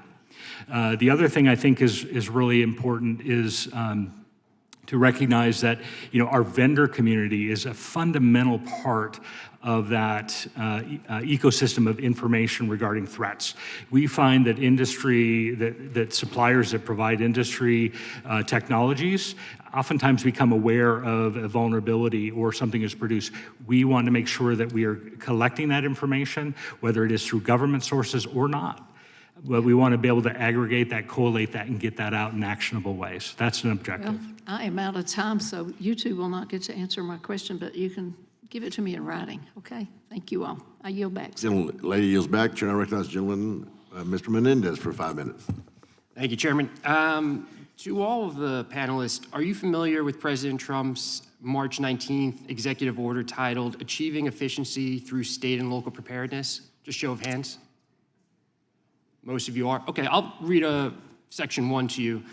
Common sense approaches and investments by state and local governments across American infrastructure will enhance national security and create a more resilient nation. Federal policy must rightly recognize that preparedness is most effectively owned and managed by the state, local, and even individual levels, supported by a competent, accessible, and efficient federal government. I'm sorry that this administration has failed on the competency part, but I want to just highlight 2 things from an article titled 5 Ways the Trump Administration is Increasing the Risk of Blackouts. It states that in October, the administration canceled more than $2 billion worth of funding allocated to communities to harden their energy infrastructure against extreme weather threats through the Grid Resilience and Innovation Partnership Program administered by the U.S. Department of Energy's Grid Deployment Office. Are you familiar with that program? Yeah. These cancellations included 26 grants across 25 states, and another 19 grants may also be canceled according to an internal DOE list shared by Politico. In addition to the cuts for DOE projects, the administration ended a major FEMA program for disaster resilience called the Building Resilient Infrastructure and Communities Program. BRIC provided funding to communities to reduce the risk of climate disasters and other natural hazards from damaging public infrastructure such as energy, water, and wastewater infrastructure. The elimination of the program revoked more than $3.6 billion in funding that was allocated for community projects across the country, including projects to upgrade the grid. Are you familiar with BRIC? Okay. Mr. Lindahl, in response to a question by Chairman Latta, you said, quote, "You can always use more resources." Is that correct? That's correct. Does anybody disagree with that? Okay. So I am going to have you answer yes or no. Are these over $5.6 billion in cuts by the Trump administration to these 2 vital programs helpful to states, municipalities, and utilities? Yes or no? No. The cuts or the funds? The cuts to the funds? No. Yes. Depends. Depends on? You said you need more resources, correct? We do. So $5.6 billion is a significant amount of resources. It is a significant amount, but you know we're going to continue to innovate and run the grid. Whether I know we have you'll do funds what or you not. need to do, but you need us to be good partners. That's right. The executive order says supported, and that includes financial resources, including $5.6 billion in grants. Yes or no? No. No? Yeah. So it's difficult to sit here in this committee room and have this conversation when Republican colleagues are silent when $5.6 billion are being cut from these essential programs and literally undermining the president's own executive order of supporting all of you. But it just doesn't stop there. The administration has also fired over 1,000 cybersecurity and infrastructure agency staff. Does that make our country safer and more able to respond to these increasing cybersecurity attacks? Yes or no? We'll go down the line again. No. No. No. No. No. Yeah. So you understand the challenge that we feel here on this side, right? Because we can diagnose the problem ad nauseum, but we have colleagues who refuse to lift their voices when the Trump administration is cutting $5.6 billion in funds, when they're cutting CISA, which is largely a vendetta, according to Project 2025, about what they think CISA did in the 2016 election. Crazy. They're also moving CISA staff to other agencies like ICE, which has no connectivity to what their work has been. So this administration is weakening our communities. They're weakening the work that you need to do. They're weakening our cybersecurity capabilities. And the last thing I'll say is, Mr. Krejsa, you talk about China's awareness of our grid's vulnerabilities and modernizing our grid for increased AI adoption can and should take future cyber threats into consideration, right? Like AI is becoming more of an issue, both from an offensive capability of our adversaries and needs to be a defensive capability. We had our first AI hearing in this committee on February 5th. All that they've done is try to roll back AI state laws. There's no federal framework. There's no federal approach to cybersecurity, to AI, and we're all weaker and more vulnerable because of it. I look forward to our colleagues across the aisle actually doing the work and stepping up for our communities. I yield back. The gentleman yields back. Chair now recognizes the gentleman from Georgia for no more than 5 minutes. I thank the chair, and I thank Chair Lindahl for holding this important hearing, securing our energy infrastructure. I thank the witnesses for being here to testify. Protecting our critical infrastructure, I think we all agree, is paramount to our national security, especially from attacks from our adversaries. Our electrical grid must be secured so that we can protect it from evolving threats and ensure reliable power can be dispatched. As part of securing our grid, cybersecurity plays a critical role in grid resiliency. I'm fortunate that adjacent to my district is the Savannah River site located in South Carolina. Located at SRS is the Savannah River National Lab. Researchers from Idaho National Laboratory and Savannah River National Laboratory participated through the Southeastern Regional Center for Cybersecurity Collaboration led by Auburn University and Oak Ridge National Laboratory in a first-of-its-kind lab demonstration of some of the challenges faced by electric utility companies and the hardware suppliers to these utilities. A utility provided a scenario to demonstrate resiliency in the face of cyber attack on a substation. To successfully show resilience, test grids at INL and SRNL were virtually connected to each other. An attack was perpetrated on a substation emulated at SRNL with resilient control falling back to control system at INL.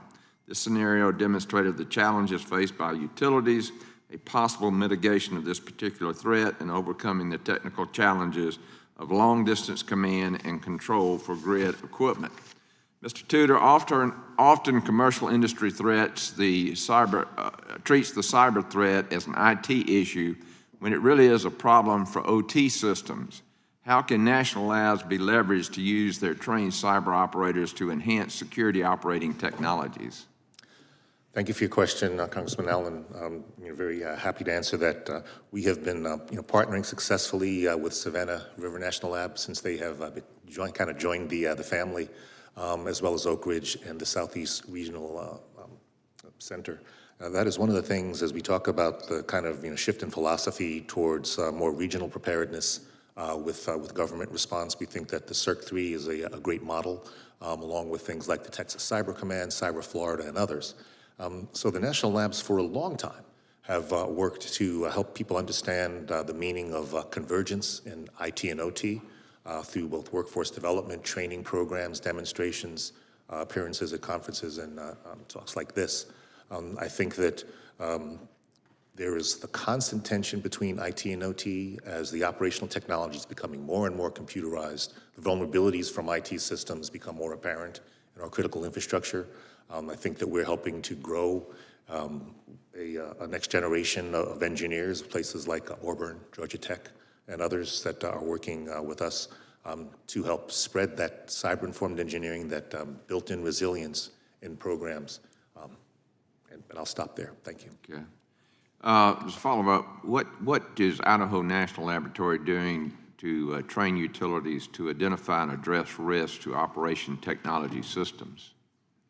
Yeah, thank you for that. INL is one of the leaders in training critical infrastructure security to utilities and others. We work with our university partners and utility partners. We have a large-scale training program that has been ongoing for the last 17 years. It's called the Red Blue Training, but people from across the industry and around the world come to learn about the threats and vulnerabilities against critical infrastructure and how to go about mitigating them and growing their capabilities.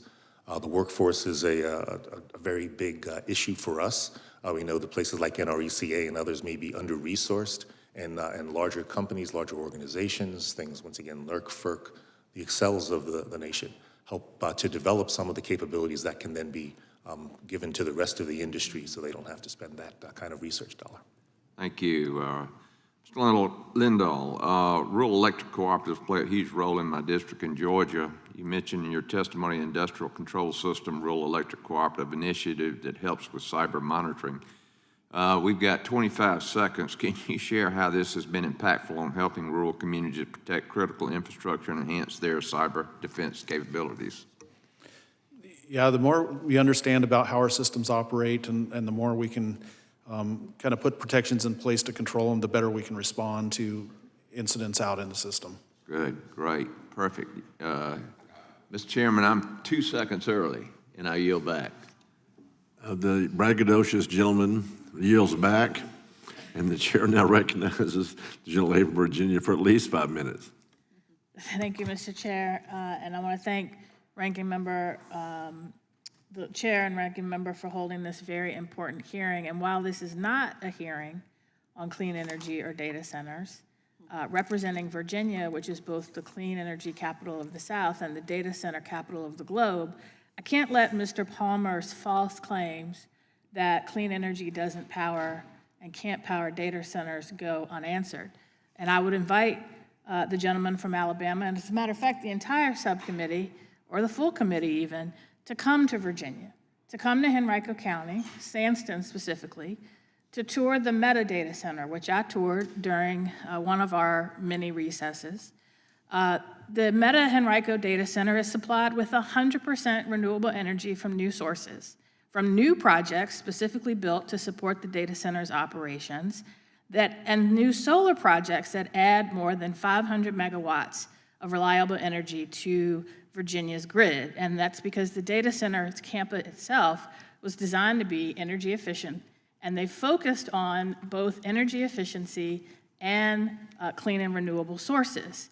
Two things that the Trump administration, with the help of our Republican colleagues, are trying to gut. It's not just Meta, though. Amazon states that its data centers are powered by clean energy with 100% of the electricity consumed by its operations, including its data centers, matched with renewable energy in 2023. So if anybody would like to come to Virginia and tour this 100% clean energy powered, solar powered data center, just let me know. I am happy to arrange a tour. But let me get back to what we're supposed to be talking about today, which is grid security.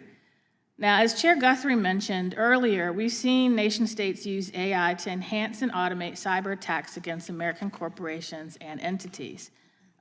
Mr. Krejsa, with the explosion and availability of AI chatbots and large language models like the one we saw used in the attack that Anthropic revealed last month, how should we be preparing for the eventuality that an increasing number of non-state actors, including for terrorist organizations, will seek to leverage these now widely available technologies to target America's critical energy infrastructure? And how can we increase our adaptability to this threat? Thank you, Congresswoman. Indeed, the explosion of AI technologies are lowering the bar for how much resources and expertise you need to mount a malicious cyber campaign.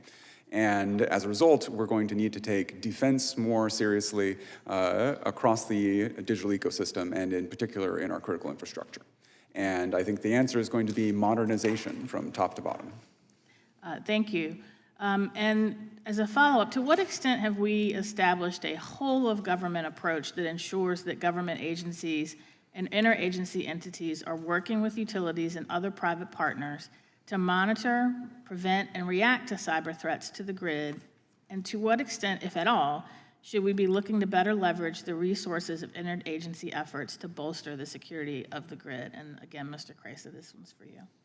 I think we are standing on a strong foundation built from the last few decades of hard-won lessons in defending our infrastructure from physical and cyber attacks, but it needs to continue to evolve to be flexible to the modern realities facing us in the years ahead. Who makes up the energy stakeholder ecosystem is changing. We are getting more entrepreneurs, more diffuse and diverse sources of dynamic, new, inventive technologies that need to be folded into our existing information sharing and threat response ecosystem. And in your testimony and in your response to one of my questions, you note that America's current electric grid is a hodgepodge of outdated analog technology and more recent digital tools and components that create seams through which bad actors can gain access, compromise, and attack the grid. And so I think we both agree we need to modernize and improve the grid. And I would argue one of the reasons for high electric costs is the fact that we have failed to invest in modernizing and expanding our grid for too long. And so in 25 seconds or less, how would you recommend we in the federal government seek to steer the modernization of the grid to address both short-term vulnerabilities and create a grid that is both technologically advanced, secure, and reliable? Thank you, ma'am. The AI-driven build-out of our energy ecosystem is a golden opportunity to focus the level of investment needed for that transformation to our electricity ecosystem that no other critical infrastructure sector allows. And so I think it will be ensuring that the hyperscalers, the various utilities and energy deployers of the country all have a similar idea of what right looks like, and we seize this moment to distribute that understanding as far and wide as we can. Thank you. I yield back. Gentleman yields back. Chair, now recognize the gentleman from Texas for 5 minutes. Thank you, Mr. Chairman. I think this is a really important topic. I serve on Homeland Security as well, and so the intersection of the grid, of the threats that we're facing, the things that y'all are doing, how the government can help, what we need to be doing to help, the intelligence that you need, the sharing of information, and those types of things are really important. Before I get into the questions, I want to submit a letter for the record, Mr. Chairman, that we sent to the Department of Commerce, to Secretary Lutnick, that Mr. Balderson and I wrote. Without objection, so ordered. And it has to do with the Chinese manufactured inverters and just the critical grid components that we're very concerned about. So we'll get that for the record, but I'll just jump right into questions. Mr. Ball, in your testimony, you indicated that the PRC, the campaigns like Salt Typhoon and Volt Typhoon represent the most persistent and adaptive threats that are targeting our infrastructure. We know that the Chinese Communist Party is actively seeking to do damage and gather intelligence, but can you describe at an operational level what utilities are doing differently today than has been done to detect and to stop these campaigns, and then what gaps still exist that we need to be worried about? So I think the best way to describe that is I think we see an industry that is evolving in its capabilities, and it's based on awareness. I think we have seen a significant awakening, and I'm not saying it's enough, but we have seen a significant awakening to the threat with our industry. And when it boils down to it, despite the sophisticated capabilities that threat actors like the PRC has, a lot of the things that make us resilient still boil down to basic practices. And making yourself, and our utilities, and we need to continue to bolster that capability. Our industry, whether it's large IOUs or down to the municipals and cooperatives, I think you're hearing even today how this industry is awake to that. And I think we need to continue to empower them to be able to build a more resilient system. Are you seeing that there are other state actors that are seeking to exploit the Chinese-made inverters? It's a good question. I think that we don't see any, from my perspective, my purview, I necessarily can't comment or see any different threat actors utilizing the same core technologies to exploit it.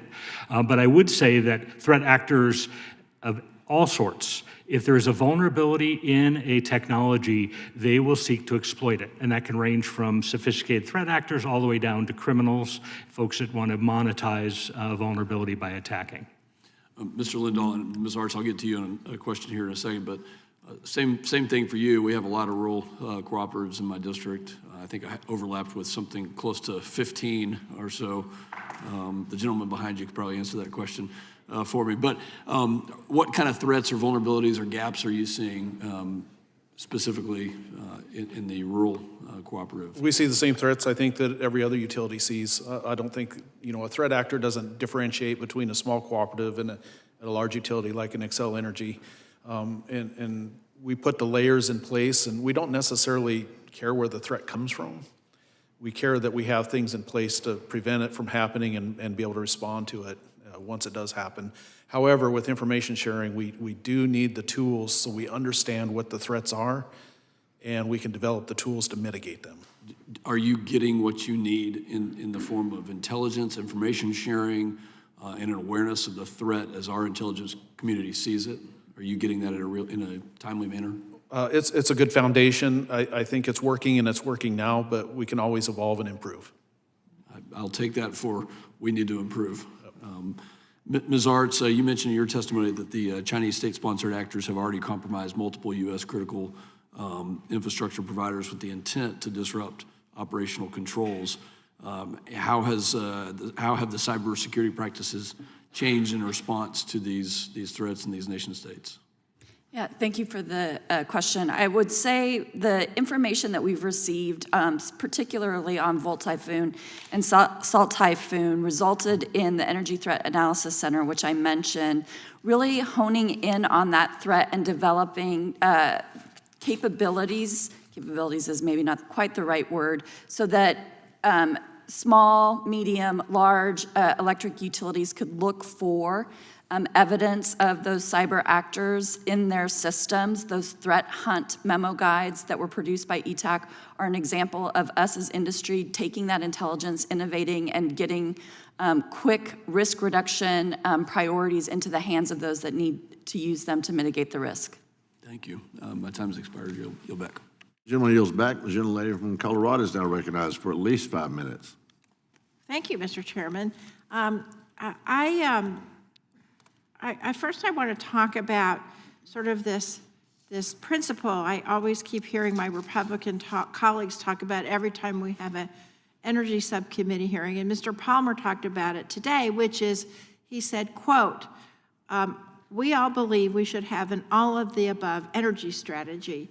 I guess I just want to go down the panel, and starting with you, Mr. Ball. Do you believe we should have an all-of-the-above energy strategy? And each person can just answer yes or no. Absolutely, you can see the complexity. Yeah, Yes. Ms. Artz? Yes. Mr. Lindahl? Yes. Yeah, Mr. Krejsa? Yes. Yes. Okay, so everybody thinks we should have an all-of-the-above energy policy. Mr. Krejsa, I want to ask you, my staff and I tried to make an exhaustive list of what an all-of-the-above energy policy sources would contain. And here's what we came up with: crude oil, natural gas, coal, solar, wind, nuclear, hydro, biofuels, geothermal, hydrogen. Does that sound about right? That sounds about right, ma'am. And so here's my concern is when we have these hearings, they say they support an all-of-the-above energy policy, but then they all the policies they advocate for completely only talk about those top three: crude oil, natural gas, and oil. And I just want to ask all of you folks here who represent industry and others, are any of your industries or your businesses associated with you moving away from these other sources of energy to just go to these three because of cybersecurity issues? No. No. No. Yeah. Okay. So I want to ask you, Mr. Krejsa, In terms of cybersecurity, is it inherently more dangerous to have an all-of-the-above energy approach and use these other things? Thank you, Congresswoman. No, it isn't, I would say, more secure and resilient to have an all-of-the-above strategy. It's more secure and resilient to have an all-of-the-above strategy. And so when we're talking about security, batteries and so on, it's not like these things are going to go away. We have to figure out how to make these sources more secure. Is that right? Yes, ma'am. Now, in these lines, yesterday, DOE announced that the National Renewable Energy Lab, which is just across the border from my district, will, quote, effectively be called the National Laboratory of the Rockies, which I'm happy to have my beloved Rocky Mountains recognized, but I don't really know what this means. Does this mean that the administration doesn't want to have the iconic NREL, which was established by President George W. Bush Sr. in 1991, move away from renewable energy research? So thanks to the help of AI, I went online and I looked at their report for 2023, and they're talking about research finds opportunities for breakthrough battery designs, hydrogen blending as a pathway towards U.S. decarbonization, full steam ahead, unearthing the power of geothermal, and it goes on. You get my drift. What I want to know is, in this performative action by the administration yesterday of renaming the lab, are they now planning to move away from research that will actually help us make our grids more secure in the long run? And that's the problem I have with what's going on with the Trump administration and with my colleagues across the aisle. Now, Ms. Artz, I do have to ask you a question because Xcel Energy, of course, is my local energy company, and I really do appreciate your testimony here today.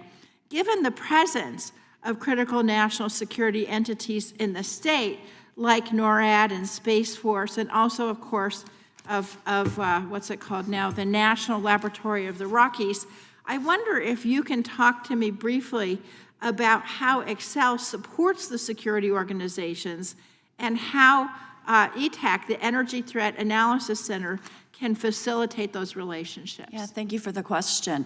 Xcel Energy collaborates very regularly with the national security partners we serve in the state to ensure that we're meeting their energy resilience needs. We recently hosted NORAD and Northern Command at ETAC to exchange intelligence information. That complements the efforts we conduct in other venues with them. We look forward to continuing that collaboration on response and recovery efforts as well. Thank you. And so the collaboration is really what's important here. Mr. Chairman, I yield back. Gentlelady yields back. The chair now recognizes the gentleman from New York for 5 minutes. Very much, Mr. Chairman. Our witnesses know better than anyone how frequently adversaries test our defenses and target the operators who keep power flowing. But as we consider these vulnerabilities, we must also recognize a broader point. Cyber and physical threats don't just expose weaknesses in the electrical system, they highlight the danger of relying on a single source of energy. When states or cities adopt policies that eliminate natural gas or restrict access to other fuels, they don't just limit consumer choice, they reduce resiliency. Electricity is essential, but it only works when the grid is functioning. If a cyber attack or a physical incident takes the grid offline, everything that depends on electricity stops. Natural gas and propane, however, can be delivered directly to the home or facility and continue to operate independently off the electrical grid. They provide heat, hot water, cooking capabilities, and even fuel for backup generators during an outage. These fuels don't replace electricity, but they give families, hospitals, and emergency services a critical lifeline when the grid is down. Removing these options leaves communities with only one energy source to rely on and one point of failure if that system is disrupted. Mr. Tudor, if a cyber or physical attack takes down electrical service, what are the practical impacts on hospitals, water systems, emergency responders, and other critical services, particularly in areas without natural gas or other backup fuels? Thank you, Congressman. Obviously, electricity is the lifeblood of almost all of these critical sectors, and so anything that takes down the electric capacity in a region would definitely have a devastating effect to all those things you mentioned. These aren't abstract concerns. In my home state of New York, policymakers are moving aggressively towards an all-electric mandate in rapidly increasing electric load without adding generation or transmission needed to support it. The New York Independent System Operator has repeatedly warned that the grid is already strained during winter peaks. In electrifying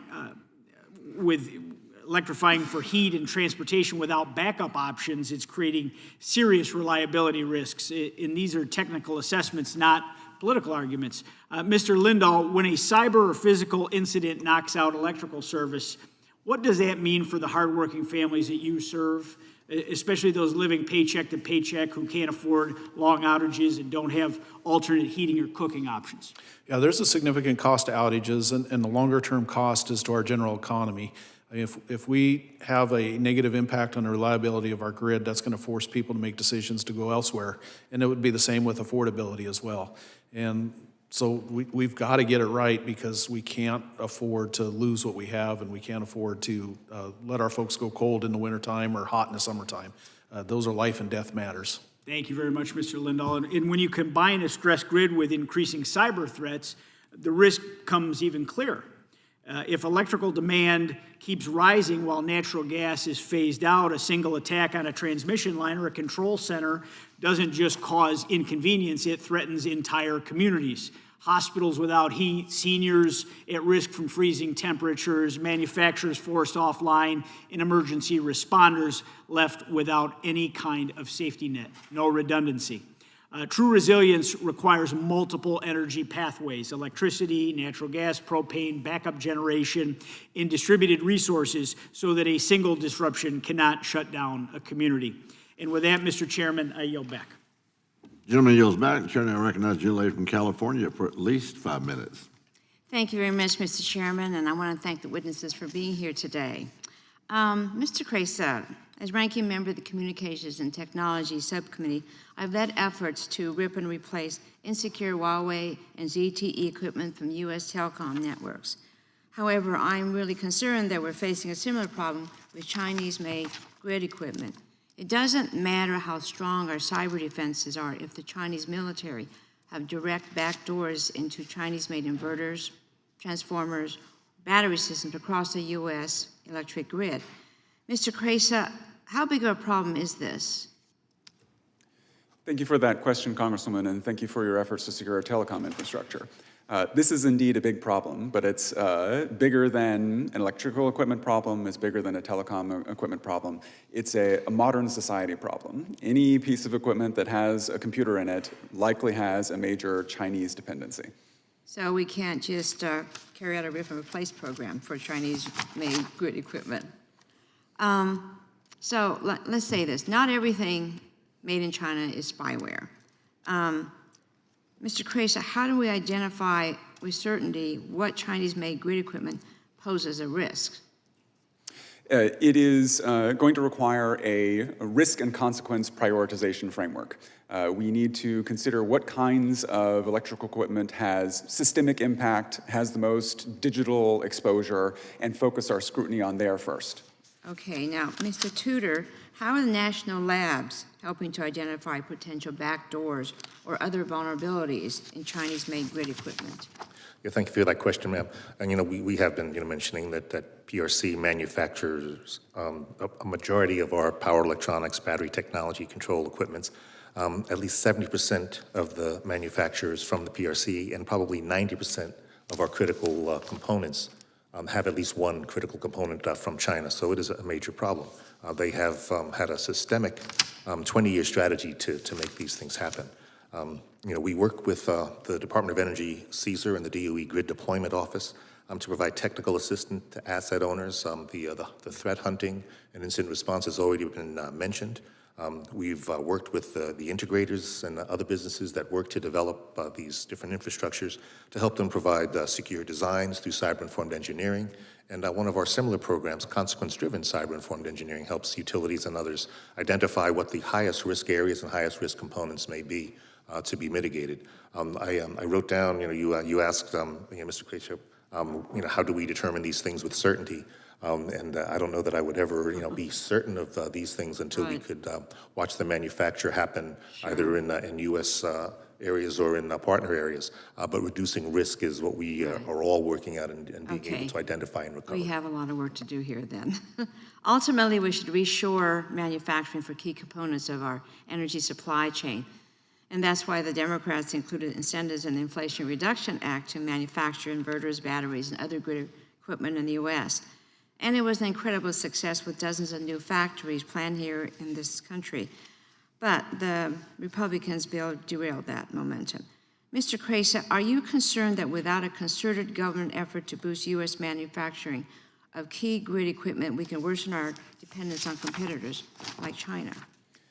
Yes, ma'am, thank you. I'm very concerned, but I think that our experience in securing our telecom infrastructure demonstrates that we need two primary tools to do so, a scalpel and a shovel.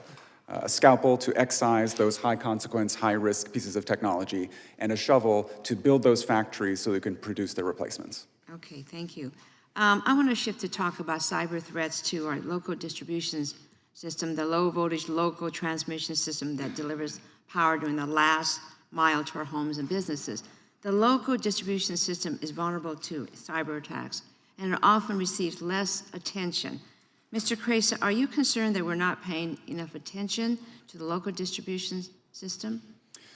Yes, ma'am. It's estimated that 10 to 20% of the bulk power system is under direct federal oversight, but that's why we need the fantastic efforts of my co-witnesses here today to help make sure that those efforts get down to where they need to go. Absolutely. Mr. Ball, do you share Mr. Krejsa's concerns and looking forward? I do. And we are very focused on trying to fill any gaps there by really channeling information in actionable ways to the local companies that are running distribution systems. Realizing, of course, that a lot of the states are more involved in that process, right? Yeah, yes. Absolutely. Okay, I run out of time. I thank you very much. I yield back. Gentleman yields back. Chairman recognizes the gentleman from South Carolina for 5 minutes.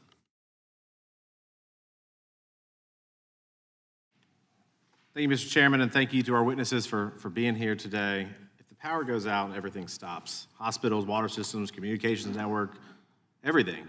I think it's incredibly alarming, some of the testimony I've heard today about malign actors, nation states, and also others, China, Russia, Iran, North Korea, becoming more aggressive and sophisticated. I think reading, me personally preparing for this hearing, reading about China's preparations if there was a conflict on how to target our grid, that's really alarming, right? Like that's incredible stuff that we have to grapple with. And I'm glad that this committee, I think, is taking a holistic and serious approach to identifying ways in which we can be more resilient, right?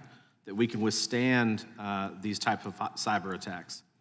Mr. Ball, to you, what role do you think the EISAC plays in identifying and sharing threats coming from the pipeline sector that could affect power generation and power delivery?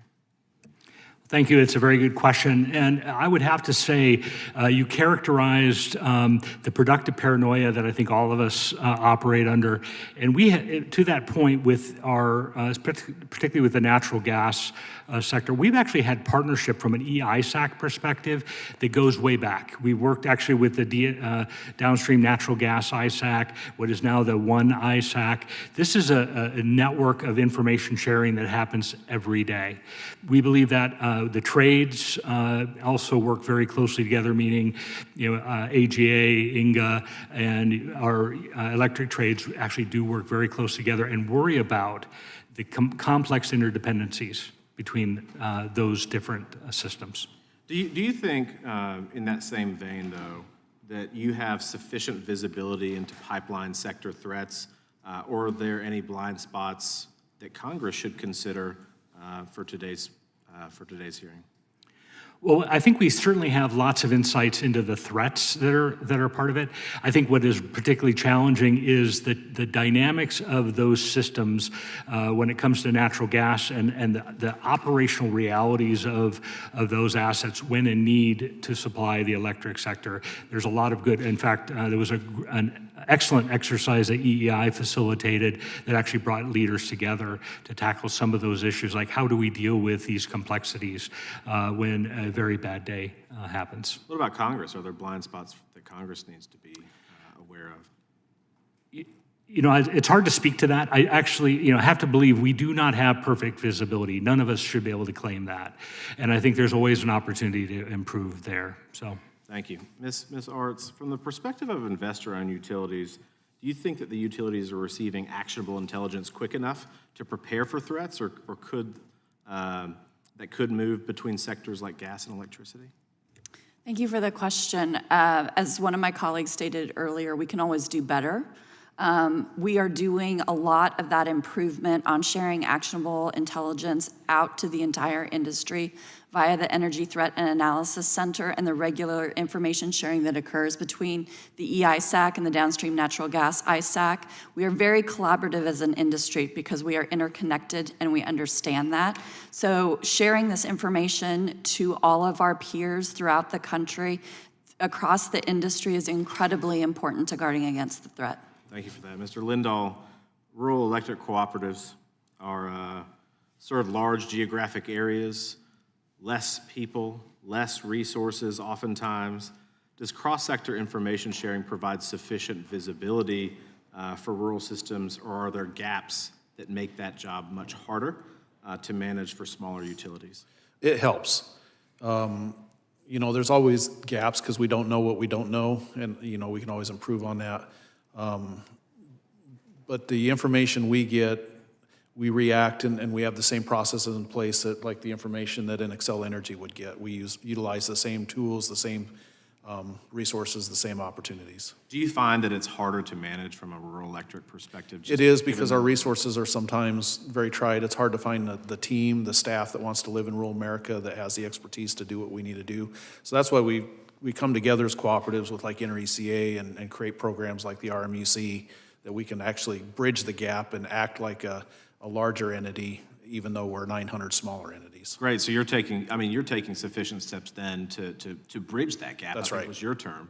Yep. Because that was always my concern, was investor in utilities, big things, a lot of money, maybe a lot of customers too, but the rural folks, they're kind of left on the sideline, but you're taking, I'd say, proactive steps to do. Yeah, one of the benefits we have, I think, in the cyber threat is we're many and we're diversified, but yet we cooperate among cooperatives and other utilities, and we come together to solve big problems. Thank you for that. Guess what, guys? I had questions for you too, but you're off the hook. Especially you, Mr. Tudor. I had a really challenging one about our ability of Congress to understand these threats. You were damned either way you answered that, quite frankly. But anyway, Mr. Chairman, I yield back. The gentleman is also off the hook. His time has expired. The chair now recognizes the gentleman from New York for 5 minutes. Thank you, Mr. Chair. I fully acknowledge that cyber attacks pose a real and serious threat to our energy system. But I also know that our constituents are dealing with major energy affordability challenges. And every investment a utility makes, whether that's in generation, transmission, distribution, or security, will ultimately be paid for by their ratepayers. What concerns me is there seems to be no limit to the amount of money that could be invested in well-meaning cybersecurity upgrades without ever being able to guarantee that our system is 100% secure. Again, I don't want to downplay the risks we face from cyber threats, but I'd like to understand the thought process that goes into evaluating whether a cybersecurity investment is a worthwhile use of ratepayers' money. So, Mr. Lindahl, I know co-ops are conscientious of cost increases on their members. How do you think not-for-profit utilities or even regulators who work on rate cases for other utility business models should think about these issues? Yeah, from our perspective, how we look at it is we try and do things as efficient as we absolutely can. So a lot of times it makes no sense for maybe 900 of us to have a security expert on staff. But if we can pool together and hire one security expert to share amongst all 900 and leverage other tools like RMUC or other things to develop the innovation and the tools needed to fight this, that's a better use of the same dollar and less dollars used to achieve a bigger benefit. And how can they best balance the need for cybersecurity investments while also being mindful of that impact on people's rising utility bills? you know, we look at it from a risk perspective. You know, you have the probability of something happen, the impact that it has, and we focus on those high impact, high probability events first, kind of the low hanging fruit, and then we keep moving back and we evaluate every risk that of that decreasing return to determine what's the impact or what's the probability of that happening, and we evaluate. Again, back to the three legs I talked about earlier, the affordability, reliability, and safety of our system. That all has to be in balance. We can't put reliability at the expense of affordability. Well, I thank you for that. And Ms. Artz, how is Xcel thinking about finding this balance between, on one hand, protecting your customers from outages and other cyber-related disruptions, and on the other, the effects those investments will have on bills? Thank you for the question. Similar to my colleague, Mr. Lindahl, we take a very similar holistic risk assessment approach, prioritize what we can get the most bang for our buck in terms of that risk reduction. But I want to emphasize a point I made in my testimony that is vitally important, which is the timely and actionable sharing of intelligence so that we can build security in proactively versus bolting it on after the fact. Bolting it on after the fact is much more costly. Building it in at the front end is very cost effective. And that's why programs developed by Idaho National Labs, Department of Energy, such as the Cyber-Informed Engineering, really help us think through the architecture of our systems to achieve that cost effectiveness and maintain affordability. So to Mr. Lindahl or Ms. Artz, are there simple, low-cost interventions or best practices that utilities could adapt to improve cybersecurity without adding a lot of costs to their customers? Yeah, we have a cyber goals program that we implement across all of our utilities that are the basic level cyber hygiene type practices, and physical for that matter too. And those are low cost, high impact programs, and you know, kind of the base level of goals that everybody should abide by. Another program that we implement is the training and situational awareness of the threat landscape for all of our employees. We recognize that our employee base is our best defense, and so on a monthly basis, our security team provides situational awareness on the threat landscape. We also test our employees to so that they are better able to detect phishing attempts. They are our best line of defense. Thank you. In April of 2023, FERC issued Order 893 to establish an incentive-based approach for qualified cybersecurity investments and participation in cybersecurity threat information sharing programs. But my understanding is that utilities aren't really taking advantage of this incentive. So, Mr. Ball, are you familiar with this FERC order? I am. And do you have any insights as to why it hasn't proven to be as effective as the Commission may have hoped? From my current role, I do not. However, in my prior work, certainly understood those programs to be available, but there is even a cost to try to gain funding, so it can be prohibitive. Well, with that, I ran out of time, but Ms. Artz, I'll have a question that I'm sending your way in writing. And again, Mr. Chair, I yield back, and thank you. Gentleman yields back. The chair now recognizes the gentlelady from Iowa, good doctor, for at least 5 minutes. Thank you, Chair Weber and Ranking Member Castor, for holding this hearing on cyber and physical security of the grid. The threat landscape we face today is unrecognizable compared to even 5 years ago. Our adversaries, specifically the Chinese Communist Party, are actively seeking vulnerabilities in our critical infrastructure. As we know, Russian hackers are doing so as well. Grid security is national security, and it's the difference between keeping the lights on during a winter storm or facing catastrophic failure. Iowa is leading both research and manufacturing. The Department of Energy selected Iowa State University to lead CyDERMS, a regional cybersecurity center focused on securing distributed energy resources. As more renewables are brought online, we're introducing millions of new devices to our grid. Every connection point is a potential vulnerability. CyDERMS is developing AI and machine learning tools to detect attacks in real time while training the workforce needed to defend these systems, particularly for rural utilities that lack resources. We must also address hardware. We cannot secure our grid if the components we use are compromised by adversaries. The reliance on Chinese technology in our supply chain is a glaring vulnerability. We must replace these components while being realistic about replacement speed and alternative availability. This requires enhancing domestic manufacturing. If we want American companies to build the critical transformers and inverters we need, we must make it viable. My bill, the Limiting Liability for Critical Infrastructure Manufacturers Act, provides domestic manufacturers legal certainty so they can invest in hiring American workers and expanding facilities rather than hedging against frivolous legal risk. Finally, I want to highlight the Energy Threat Analysis Center at NREL. ETAC solves the translation problem, converting classified intelligence into tactical operational guidance that utilities can actually use. The tools to secure our grid exist. It's our job to ensure that they have the resources and authority to succeed.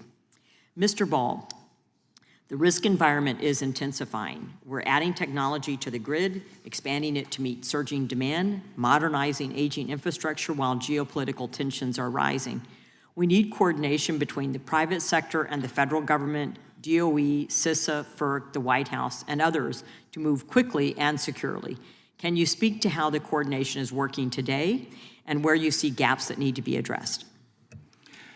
So it's a very, very, very good question, and certainly a very important apparatus.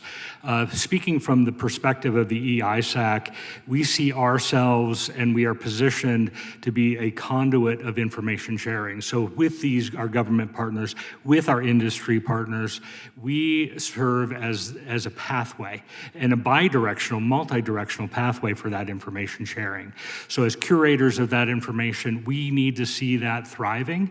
And so we certainly appreciate a great deal of engagement that we see today, but there's absolutely an opportunity to empower that. I think we need to see, greater, encouragement of information sharing and protection of information sharing from our members as they see incidents. So these are areas we need to see improvement on.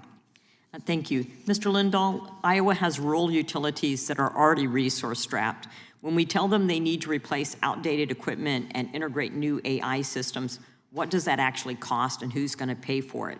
In that context, can you explain how CESER's Rural and Municipal Utility Advances Cybersecurity Grant and Technical Assistance Program support co-ops in strengthening their cybersecurity posture?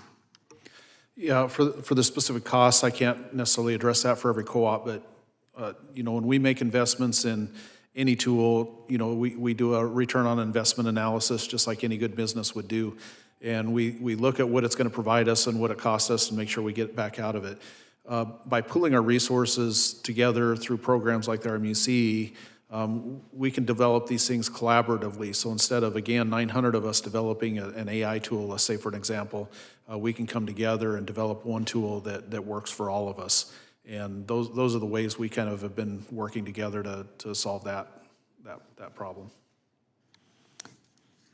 Thank you. Mr. Tudor, you mentioned that Citrix conducts rigorous testing of hardware and software components in the energy supply chain. Given that you've identified China's embedding of hardware vulnerabilities as a major structural risk, how effective are these testing programs? And I know this is terrible, but I'm going to ask you to respond in writing because I'm running out of time. But how effective are the testing programs at detecting backdoors or vulnerabilities built into Chinese manufactured equipment? And can these programs scale to address the volume of Chinese components currently in our infrastructure? So if you'd respond in writing to us, that would be greatly appreciated. And with that, I yield. Gentlelady yields back. Chair, I recognize the gentlelady from Washington for at least 5 minutes. Oh, I won't go over. Thank you, Mr. Chairman, and thank you very much to our witnesses today. I'm going to first talk about AI because the new AI frontier has brought new vulnerabilities and benefits to the grid and also to our broader society, both because of reliance on AI by virtually every industry out there and because AI can be used to foster resiliency in our grid, but it could also be used to sabotage our grid by bad actors. Mr. Ball, NERC responded to the Department of Energy's request for information on the previous administration's executive order on the safe, secure, and trustworthy development of AI. And NERC noted that it was committed to identifying and monitoring the risks in implementing AI.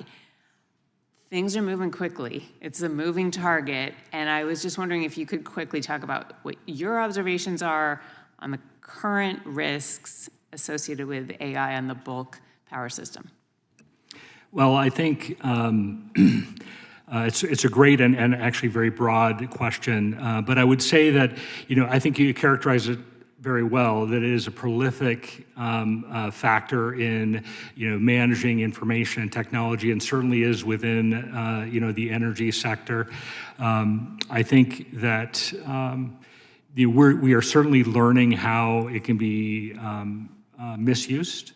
I think we heard a discussion a little bit about, the recent demonstration of exploiting AI tool that was for large-scale attack. So I think we're seeing that emerge out. I don't think we're ready yet to really handle all of the issues. I mean, it's an emerging and continually evolving problem. We are monitoring it. In fact, with that threat I just referenced, from an EISAC perspective, which I can speak very discreetly, we were sharing information about that threat and actually things that you can do to help mitigate that risk. So that, I think, is the best way I can describe what we're seeing and how we are trying to tackle it. Thank you. I appreciate that. It feels like we're going to just have to keep pace with this. I'm wondering, do you think that we should just have a fresh evaluation of NERC's critical infrastructure protection standards in light of AI and the new threats and the quick evolution of those threats? Yeah. So what I can say is that, while that's a specific threat area, that actually NERC is actively looking for ways to advance and renew the critical protection standards. In fact, there's an active effort underway today to try to find actionable ways to improve that. So in other words, there are opportunities, and NERC is actually working on. Great. It's already happening. That's good to know. I'm going to pivot a little bit to actually to our infrastructure and transformers in particular. Many of you in your testimonies described or referenced the 2022 substation attacks in Washington State. Unfortunately, thousands of those affected were actually in my district. And while those Christmas Day attacks luckily only interrupted access to power for a few days, the large power transformers that were damaged in the incident were projected to take months to repair. And I've been talking with utilities about what it takes to replace a transformer. And it's like finding a used one, making some modifications. It is not the way our grid should be functioning. And Ms. Artz, a question for you, just representing a large utility. What is Xcel's Energy's current capability to replace transformers and other critical electrical grid components that might be damaged in a physical or cyber security attack? Yeah, thank you for the question. So we are very aware of the physical threats that are posed to our critical infrastructure. We have a very robust procurement process that assesses long lead times for important equipment so that we are prepared to have that equipment in hand.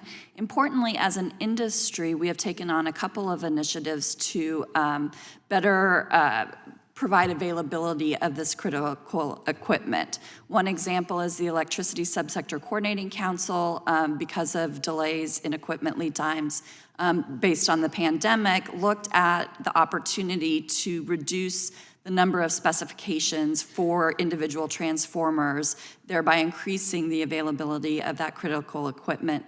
Finally, we also have a spare transformer program that can be tapped into when there are emergencies. Thank you. I am over 5 minutes.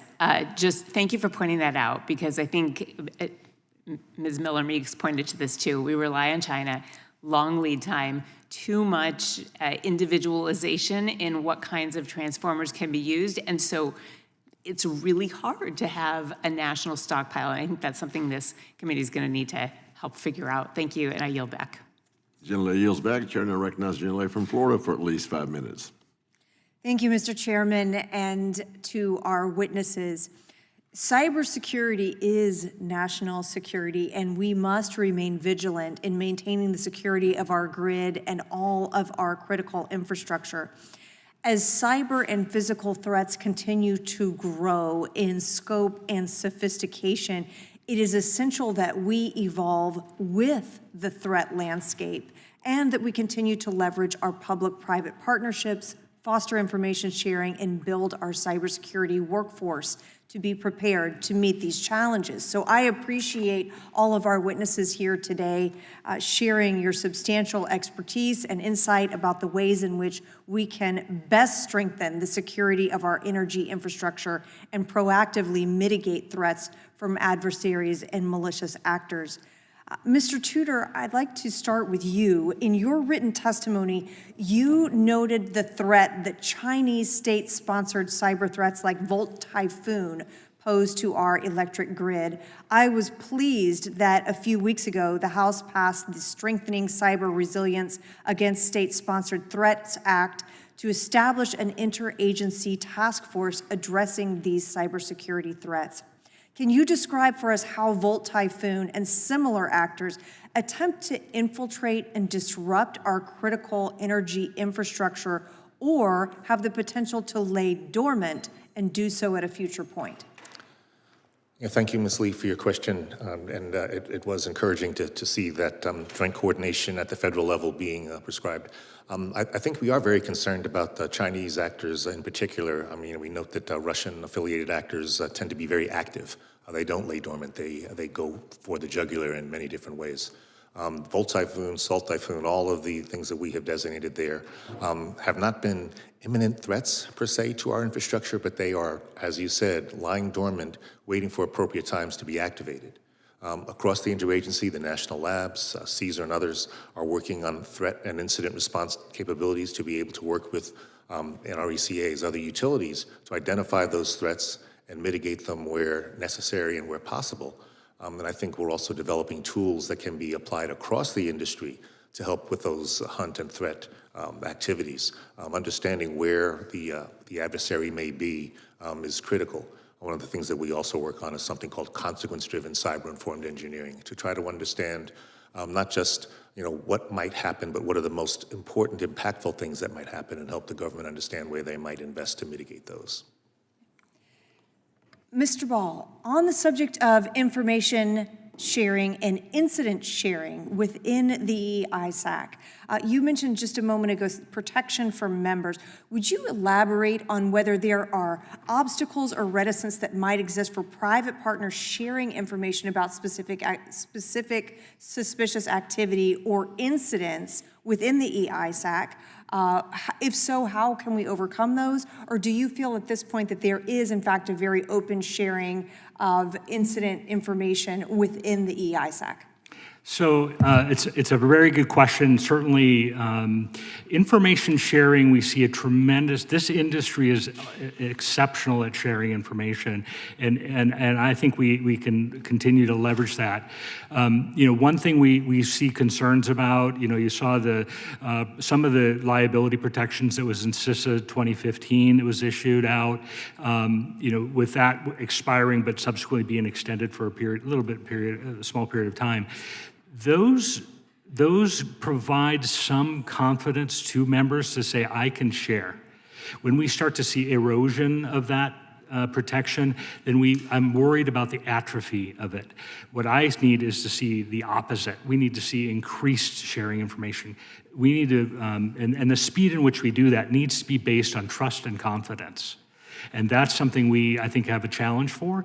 But the good news is we have a tremendous base of capability right now that is working well. We just need it to work better and faster. And Ms. Artz, you just mentioned something that is so important, and it had to do with internal employee education. Would you elaborate on why training about things like phishing and social engineering is both critical to cybersecurity and also low cost in many cases? Thank you for the question.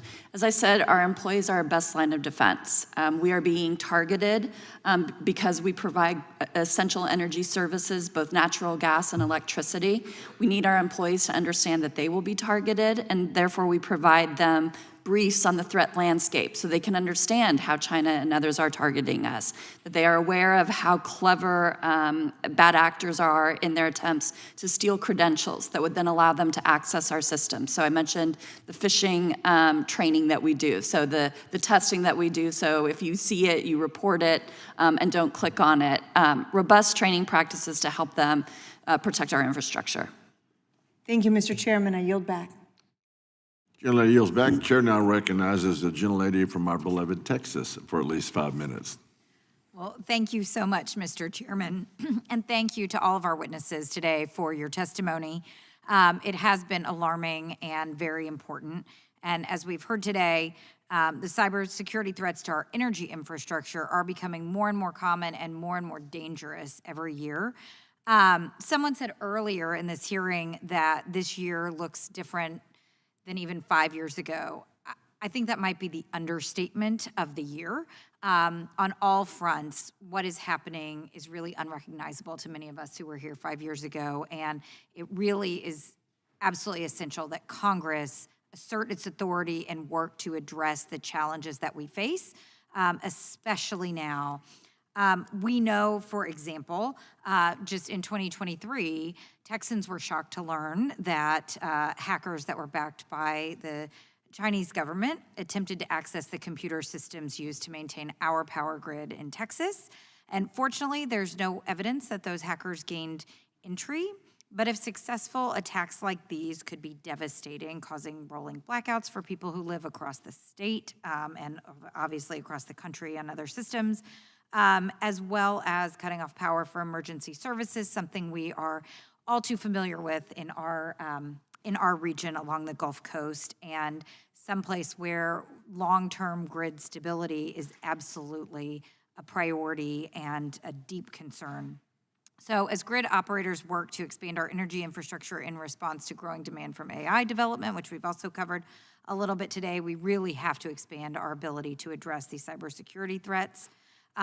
It is crucial that Congress takes up transmission permitting reform so that operators can expand and modernize the grid on pace with demand. And while we talk about permitting reform, and I am hopeful that we're going to see some coming out of our committee and out of this Congress, I really hope that this committee can come together to find solutions to this problem and to address transmission.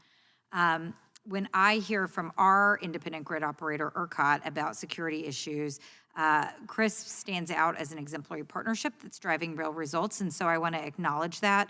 And everyone here knows, of course, that it facilitates information sharing among asset owners and operators about cybersecurity threats and leverages the National Labs expertise to analyze the threats and provide program participants with the information they need. I think a lot of people who aren't in this space don't necessarily know and understand the importance of this partnership, but I think it is really critical that we are sharing with the people that we represent and people across the country these examples of these successful partnerships between the government, industry, academia, research institutions. That is something that when Mr. Weber and I served on the Science, Space, and Technology Committee, I was always struck by how well and effective these collaborative partnerships are. And so I think it's just really important to point that out and to emphasize that when we work together, we can work to get things done and to address challenges like these. But as many of us know, things are not working very well in Washington these days, and I hope that Congress will take your testimony to heart and will move quickly on several of the recommendations that you've made. I do have a couple of questions to ask before my time is up. And Mr. Krejsa, you mentioned the need for information sharing and analysis organizations like ESAC to ensure that membership includes a broad set of energy stakeholders. What can Congress do to help expand access and utilization of programs like CRISP, give energy stakeholders greater insight into the threat environment, and obviously always a question, do we need additional funding from Congress to ensure adequate participation? Thank you, Congresswoman. I think that we've talked a lot about the ETAC today and its efforts at figuring out new models of turning threat intelligence into practical, helpful advice for different kinds of consumers. And I think whether it's ensuring that ETAC has the authorities and funding it needs, or if we need different variants of it for different subsectors along the way, I think that's something that would be very impactful, especially as our energy ecosystem moves toward one that's more diverse, diffuse, and distributed and has more different kinds of actors in it. And just as a quick follow-up to that, because this is an issue we've dealt with in this committee, in this Congress, can you speak to the importance of adequately funding and staffing the national labs to analyze crisp data and help keep our communities safe? Absolutely. The national labs are jewels of this nation's ability to do the kinds of technical research, forensic analysis that gives us the information we need to make risk-informed prioritization decisions. Great. Thank you so much. And Mr. Chairman, I see I've gone over my time. I appreciate it, and I will yield back. Thank you. The lady yields back. The gentlelady now from North Dakota is recognized for at least 5 minutes. Excellent. Thank you, Mr. Chairman. Thank you, panel, for your time here today and for sharing your expertise with us on this really important subject matter. I want to focus in on the utilities. No shock there, as former utility regulator. Starting with Xcel, you mentioned, Ms. Artz, that Xcel's coordination with RTOs and ISOs and participation in the regional planning and resource sharing arrangements. Can you briefly, kind of in an overview, describe how these relationships address not necessarily the prevention, but the restoration of power in the event that we do have a cyber attack? Yeah, thank you for the question. We recently just hosted the 8th annual GridX exercise. Xcel Energy had 316 participants this year. 64 of those were external stakeholders that are critical to looking at how we quickly respond and recover from really bad days. The scenarios that we infuse into the exercise are pretty extreme to get us really thinking about what if we are not able to rely on our traditional tools, the importance of the collaboration in advance of the incidents, and then making sure that we are exercising the actual execution of those response capabilities. And can you share with me what is different about responding to a cyber attack versus like a bad snowstorm or weather-related blackouts and impacts? So I think there are two things. First, a cyber attack probably is not going to be forecasted, right? We might get some intelligence from our government partners that there are imminent attacks, but likely the actual occurrence of the attack is not going to be forecasted for us. Secondly, the cyber attack can render the destruction of equipment similarly to a storm, but then it means that we are not maybe able to trust the device once we get it back into operational mode. That is why we need information and assistance on ensuring the backups of our systems, that we have access to equipment.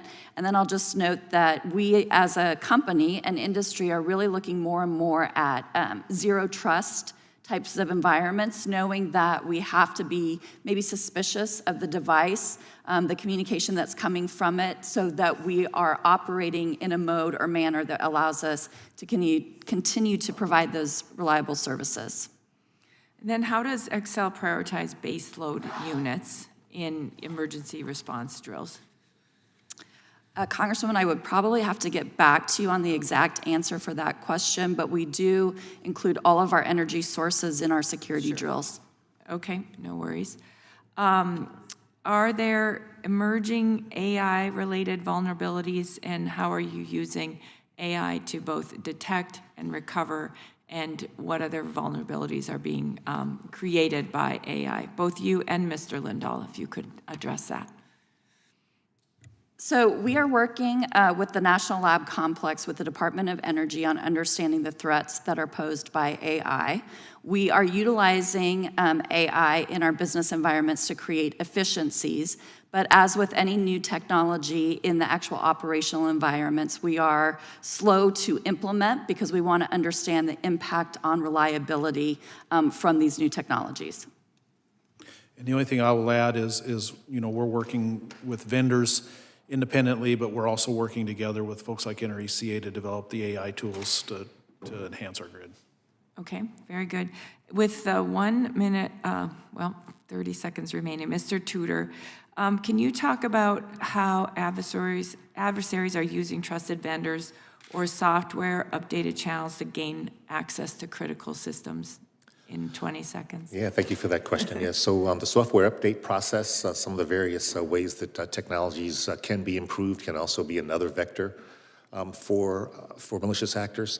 I believe some of our programs, such as Citrix, that will identify those update paths and make sure that they are more secure themselves. Also, several of the different, as I mentioned before, hunt and incident response type capabilities that the national labs bring together can also look for some suspicious or malicious update sites and try to take them off and once again provide the information to many of the people that are represented here. Excellent. Thank you all, Mr. Chairman. I yield back. Gentlelady yields back. Chair now recognizes the gentleman from California for 5 minutes. Thank you, Mr. Chair, and thank you to our witnesses for your testimony today. Our electric grid is at a moment of generational transformation. After decades of stable energy usage, the rapid growth of data centers and adoption of electric vehicles and appliances are driving a sharp increase in energy demand. We need to expand our energy infrastructure while ensuring it remains resilient and secure. This moment presents both an enormous opportunity and a significant national security challenge. I believe American innovation can help us seize the opportunity and mitigate the risks. As digital technologies become more embedded in the grid, it is also exposing our aging infrastructure to increasingly sophisticated threats, such as China's Volt Typhoon campaign, which many of you have discussed today. Congress anticipated these challenges when it created the Grid Resilience and Innovation Partnerships, or GRIP, at the Department of Energy and the Bipartisan Infrastructure Law. Yet the current administration has said it would cut more than $2 billion, disproportionately targeting Democratic states. At the same time, it proposed a 15% budget cut to the Cybersecurity and Infrastructure Security Agency, undermining our collective goal of achieving a more secure and more resilient grid. With these constraints, we need to ensure faster returns on our national investments in research and development. Our national labs are leading groundbreaking work to identify and mitigate security risks in the energy system. My staff has seen these projects firsthand at Idaho and Lawrence Berkeley National Labs in the Bay Area. But too often, there is a gap between lab innovation and commercial deployment on the grid. So, Mr. Tudor, based on your experience at the Idaho National Lab, what are the most significant barriers preventing grid security innovations from moving quickly from the lab into commercial use by utilities and manufacturers? Yeah, thank you for that question. I've worked a very long time on some of the different commercialization aspects and the valley of death that we all experience. I think that it's hard for national laboratories whose primary missions focus around research, but also those partnerships, to be able to do the marketing necessary to make commercialization possible. But we do work with some of the new programs within the Department of Energy, the technology transition programs, et cetera, who are providing grants to help those technologies move forward. We also bring partners in like the NRECA members, other utilities, to come help us beta test these programs and see for themselves. So when we have an advocate that has seen the benefit of one of these programs, right now one of the tools that we have developed called Malcolm, which is an intrusion detection and monitoring and analysis capability that is open source, has been tested and sponsored by many of the utilities, and so we've been able to get that out and make a big impact, I think. So we have to practice more about how we can do transition, the department, but also we have to work with our partners to make sure they understand the capabilities we might be able to give them. Appreciate that, Mr. Tudor. My next question is, Mr. Krejsa, a bunch of your testimony outlines how China's dominance in manufacturing of components like smart inverters and batteries poses a national security risk. To build long-term American industrial leadership, how should Congress prioritize and sequence its efforts between the near-term need to onshore existing components and the longer-term investments in next-generation energy technologies? Thank you for that question, Congressman. That's, I think, the key question underpinning a lot of this. I think it's instructive to take a look at the case of the F-35, which does not have 0 Chinese-made components. The defense industrial base instead makes a risk-informed prioritization decision about where the cut line is for components sourced from anywhere you can get it, or from the United States, from our allies and partners. And I think Congress could play an important role in helping catalyze that kind of prioritization among the broader electricity equipment and electrotech field and advanced manufacturing more generally, to help us focus on what the highest consequence, highest risk priorities should be that need that urgent scrutiny, and what kinds of sustained industrial investments are going to be necessary to patch those risks. Appreciate that. Thank you, and thank you all for your testimony. And Ms. Sharla, I yield back. Gentleman yields back. The chair now recognizes the gentleman from Colorado for the gentleman from Ohio for 5 minutes. Thank you, Mr. Chairman. Thank you all for being here today and how we can secure our critical energy infrastructure, so appreciate your time here. 2 weeks ago, the U.S.-China Economic and Security Review Commission released their 2025 report to Congress. In this report, the commission stated, the extensive use of Chinese components in the U.S. grid creates risk for cyber espionage and sabotage. As our nation looks to increase grid resiliency and reliability in the face of historic electricity demand growth, Congress and all relevant energy stakeholders must work to reduce our reliance on foreign adversaries, such as China, to meet our energy needs. My first question is for Mr. Tudor. In regards to China, Russia, Iran, and North Korea, you note, although the United States is not the only nation in the crosshairs of these advanced, persistent cyber actors, the unique makeup of our critical infrastructures and key resources make us particularly vulnerable. Can you discuss why the United States is uniquely vulnerable to cyber attacks on our grid? Yeah, thank you for that question, Congressman. I think the first thing is that one of the first major countries to have an electric grid like this, and we sometimes say that it is the most complex and complete machine in the world, has been built up over decades and decades, almost a century. And so as we keep adding new components and keeping old components, those interfaces, as have been mentioned before, sometimes become vectors for attack. Understanding how to and where to update some of these equipments with new technologies, which help digitize and provide different benefits, but also may contain some of those components that we are concerned about, also puts us at risk. I think that we are the leader in understanding cyber risks internationally, and I think that is the other aspect that makes us more of a target, and also as the #1 economy in the world, obviously we are a rich adversary to go after. Because of the infrastructure, not being owned by the federal government, by any one entity, but being owned across different types of asset owners, different asset types, also, provides a little bit higher risk, and we all work on protecting all of those different types of assets. Okay. Thank you for that answer, Mr. Tudor. You also mentioned that the emergence of AI has shown promise in the ability to enhance grid operations and defend the grid from cyber attacks, but it also introduces risks that could be exploited by cyber attacks. Can you expand on some of those risks, and how is the Idaho National Lab working with AI stakeholders to address those risks? Yeah, thank you again. AI is not the worst thing that we've seen happen, but it is a powerful new tool for both malicious actors, but also for defenders. As Ms. Artz mentioned before, adopting some of the new technologies, is not without risk itself. And so we are working with utilities to understand what actually AI-enabled defensive capabilities that come from vendors may actually do, and how they might be subverted. Looking at how AI-enabled offensive tools might identify risks in our critical infrastructure is something that we and other national labs work on as well. We can't necessarily defend something that we don't understand or don't know where it's coming from, so we are looking at all the capabilities of our adversaries to see where they might apply AI. And it's a continuous battle. We work on developing, understanding of the adversary, as well as developing new technologies to work to defend the grid and to reduce risk. Thank you. Well done. My last question is for Mr. Lindahl.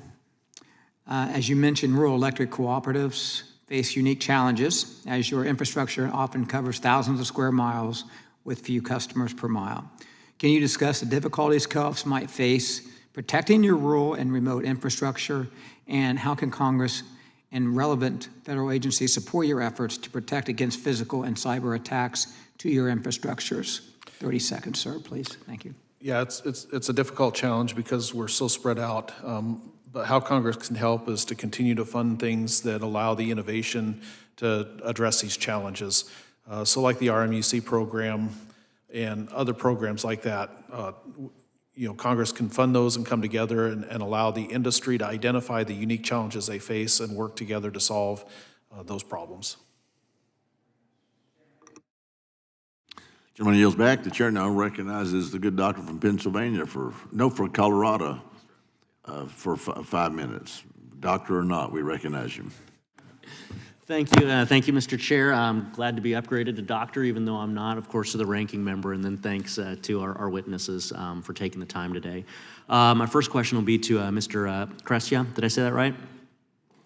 Krejsa, sir, thank you. Krejsa, got it. You talk about in your testimony how important it is to organize the disparate modern energy and national security stakeholders across public and private sectors. And so I think we've talked about a couple of different facets of that so far in the testimony. One thing that I wanted to hone in on a little bit, in a previous life, I spent 12 years in the U.S. Army and Colorado Army National Guard as a helicopter pilot fighting wildfires. And so we know that wildfire risk, especially in states like Colorado, which is one of the most at-risk states, has a direct impact on critical infrastructure like energy distribution systems. And so we'd just love to hear your thoughts on things that the federal government can do to bring together some of those different actors that are in the immediate response to natural disasters, and then the long-term follow-up, specifically when entities may be facing lawsuits or any other sort of liability that potentially has the capacity to bankrupt, for instance, a rural electric provider. Thank you, Congressman, and thank you for your service. I think that's a very important question. I like to think about how the steps we can take, whether it be it's technology, resources, information sharing, to ensure the security and resilience of our infrastructure often looks very similar, whether we're talking about a hurricane, a hacker, or a wildfire. And that's ensuring that we're practicing how to respond, how to anticipate with the right stakeholders at the federal, state, and local level along the way. And the critical role that institutions like the EISAC and ETAC and that their sector risk management agencies at Department of Energy, CISA, and elsewhere play in convening all those stakeholders can't be overstated. This is a complex, as Mr. Tudor said, this is one of the most complex and complete machines in the world that's manned and operated by just many, many thousands of people with all different kinds of resources, all different kinds of backgrounds and level of expertise. And the convening power and national leadership function that the federal government plays is absolutely critical, just in terms of information, but also resourcing and information sharing. Thank you. Same question to Mr. Lindahl. I know you represent some of these rural electric co-ops. Natural disasters, immediate response, and then longer term, specifically with thought to like some of the insurance and liability questions that emerge in this space. Yeah, we deal with equipment. It took us over, nearly 100 years or 80 years in our case to build our grid. We can't afford to rebuild it overnight. So we adapt and prepare, and like Mr. Krejsa said, it really makes no difference what the threat is. We need to respond the same, whether it's a wildfire, cybersecurity, physical security incident. So part of it is we prepare and we have things ready and in place to go should something like that happen. But then the second part is, we really identify how can we get ahead of it, how can we learn from the past and really learn how to mitigate these costs in the future so we don't have those significant costs. Great. So along kind of similar lines, being able to have that pre-planning to be able to mitigate any sort of major disasters. We just talked about it. I want to switch a little bit to supply chains now. How can we make sure, as you said, the grid is 80 to 100 years old? How can we make sure that we're prioritizing either new components or new technology, and we also have the supply chain to be able to roll those things out, specifically focusing on things like permitting reform. That's been a big emphasis of mine, to make sure that we just have the manufacturing capacity to be able to do things like get newer modern transformers, generating turbines, things of those natures. Can you speak to the supply chain component of this and what Congress should be focusing on to do that triaging and prioritization that we previously discussed in the context of F-35s? 35 seconds. Yeah, one of the things we're doing as cooperatives is we partner together like we do with many things, and we have our own suppliers, and we self-source a lot of our stuff that we actually utilize, and that keeps it in the family. It allows us to have the full control over it. As far as the government helping us is really vetting those components that are coming in. We don't have the ability to really understand the threats that are coming in from overseas, or the threats even from within our own walls. How can Congress put into place through the national labs and other partners to do that vetting on our behalf, because we don't have the ability to do that ourselves. Thank you. Yield back. Gentleman yields back. Now the chair recognizes the good doctor from Pennsylvania for 5 minutes. Thank you, Mr. Chairman, and thank you for holding this important hearing today. This year, our committee has discussed at length how critical an affordable and reliable grid actually is. Much of this conversation has been focused on how we can improve the generation, the transmission, and the distribution of electricity to support all of America's energy needs and to spur the economic and technological growth necessary to compete with our adversaries.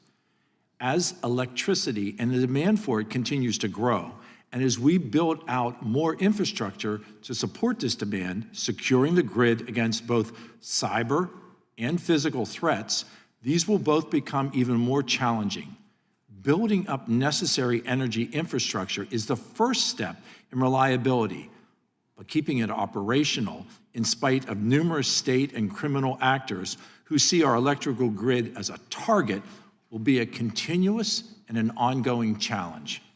Each technological advancement used to enhance the grid or new piece of infrastructure that is brought online represents a new vulnerability for threat actors to target the political or financial gain that might be achieved.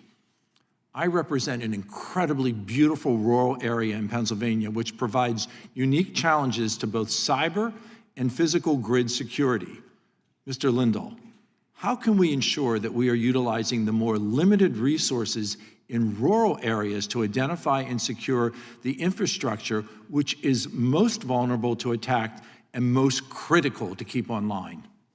I think through partnerships, one of the things we do well as cooperatives is we proactively take a look at what we can do to solve it, but then we also have the reactive approach. So we work, and it's quite evident when you see a hurricane come through Florida, let's say. We have a mutual aid system set up that we send folks down and help restore power in Florida. We have similar things set up with a lot of our equipment manufacturers and transformers and things like that nature. So that helps us mitigate when stuff does happen. In central Pennsylvania, we see that cooperation with our rural electric co-ops. They're incredibly interactive and incredibly cooperative, whether in face of emergency or in the day-to-day activities that they provide. That's right. How can the coordination and information sharing that you talk about between rural electric co-ops like yours help those with limited resources to function more effectively? So one of the things that we've talked about, and I talked about in my testimony, was funding programs like RMUC, the Rural Municipal Cybersecurity Program, because that helps us develop collectively the tools that we can, and we can share the knowledge and information from the larger cooperatives down to the smaller cooperatives. And it really allows us to share those resources among no matter your size. Do you feel that any regulatory or knowledge barriers currently exist that make proactive coordination that you're talking about in advance of threats more difficult? And is there action that this committee specifically or Congress in general should take to remedy such barriers? My caution would be as we develop regulatory environment, especially around physical and cyber, that we don't stifle the innovation to address the threat. Boy, I am so glad you teed up innovation, because I think that is so important. So I'm going to move my questioning to Mr. Tudor. In your testimony, you referred to unmanned aerial systems and the testing of that. At Johnstown Airport in Pennsylvania, in my district, Dr. Larry Knowlton, through his group, Arium, is working to grow UAS pilot workforce and advance UAS innovation. You and I recognize how important that can be. Can you elaborate on how you see UAS integration as a way to improve grid security and how the training of a UAS workforce can prepare individuals for these security applications, as is currently going on right now in Johnstown, Pennsylvania? Okay, thank you for your question, Congressman Joyce. So, training in all of these critical areas is something that's near and dear to my heart, as well as innovation, as you mentioned. We have a UAS and counter UAS capability at the Idaho National Lab in that 890 square mile, working with programs such as those to help look at specific use cases. And one of those is the ability to look at different critical infrastructures, whether it's for overgrown vegetation or concentrations. So having those capabilities, using those UASs to help protect critical infrastructure is one of the early use cases, and I think it'll continue to be a use case for that. Securing our electrical grid against threats, we all recognize is critical, and we need to explore that even further. I look forward to working with this committee to ensure that America maintains the most reliable grid, the safest grid that is possible. Thank you, Mr. Chairman, and I yield. The gentleman yields back, and the chair now recognizes himself for at least 5 minutes. Thank y'all for being here. Moore County, North Carolina attack in December of 22. Y'all are familiar with that. We were out there with the committee. We saw 27 shell casings on the ground. You're talking about a high-powered rifle. We looked at it very carefully and very closely. Every single round was put in this far down from the transformer so they could drain the oil. Then they had an oil tank that held, 250 gallons, had 2 rounds put in it. They knew exactly what they were doing. They didn't go there and just start shooting the place up.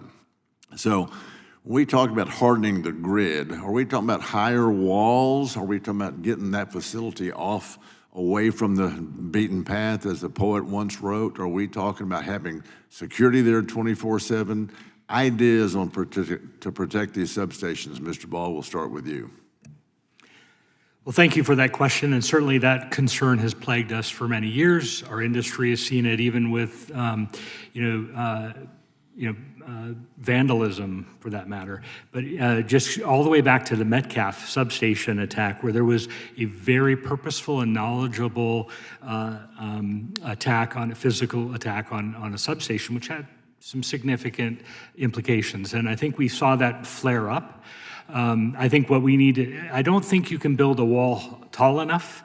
I don't think we can afford the costs necessary to harden that infrastructure to prevent against ballistic attacks when there are other attack scenarios, such as, drones. You can shoot those down if you have the experts there. If you have the expert and the authority. You can get those experts from Texas, by the way. Yeah. I couldn't foot stomp enough, but I think there's a lot of different threats to physical threats to a substation. And, while you have ballistic attacks as a legitimate concern, drones do pose a real concern for industry. And I think that's another area where we need to put some focus on, which is, unlocking the capabilities. Sure. Well, I'm going to go, Mr. Lindahl, since you're in the business you're in, what say you? Yeah, so I think there's a lot of low-hanging fruit that we can do before we, build walls to actually stop everything. And a wall won't stop absolutely everything either. Sure. Things we're looking at from policy perspective, really not putting our infrastructure out there where people can easily access what it is and where it is and what it does. Those are some simple things we can do. What we're doing at Kenergy is part of the reason we're building our fiber network is so that we have better insight, better monitoring of our system, and we can have quicker and more accurate response and maybe hopefully catch things sooner than later. Last I heard, there was a move for a different kind of transformer that were in very, very short supply. Is that still the case? Were the government is mandating different transformers, or was that just under Biden? Not ringing a bell? Yeah, there was a push to use a different type of steel that was going to kind of struggled for us to keep up with manufacturing on the smaller transformers in particular. For the ones that take the actual time, we're talking about the big substation transformers. Those I don't believe were in that bill, but Okay, but smaller transformers still all good. still, Okay. we're good. A couple of things that we've been talking about. When Mr. Peters was here doing his 5 minutes, he talked about wildfire risks. So, Ms. Artz, I'm going to come to you. Is wildfire, can't be just in California, there's got to be other areas. How widespread is that? So we are seeing increased risk from wildfire across our entire service territory. Being here in Washington, D.C., we saw the smoke from the Canadian wildfires, right, a couple summers ago. Wow. So it is something that all utilities are working collectively on risk mitigation best practices, sharing that information.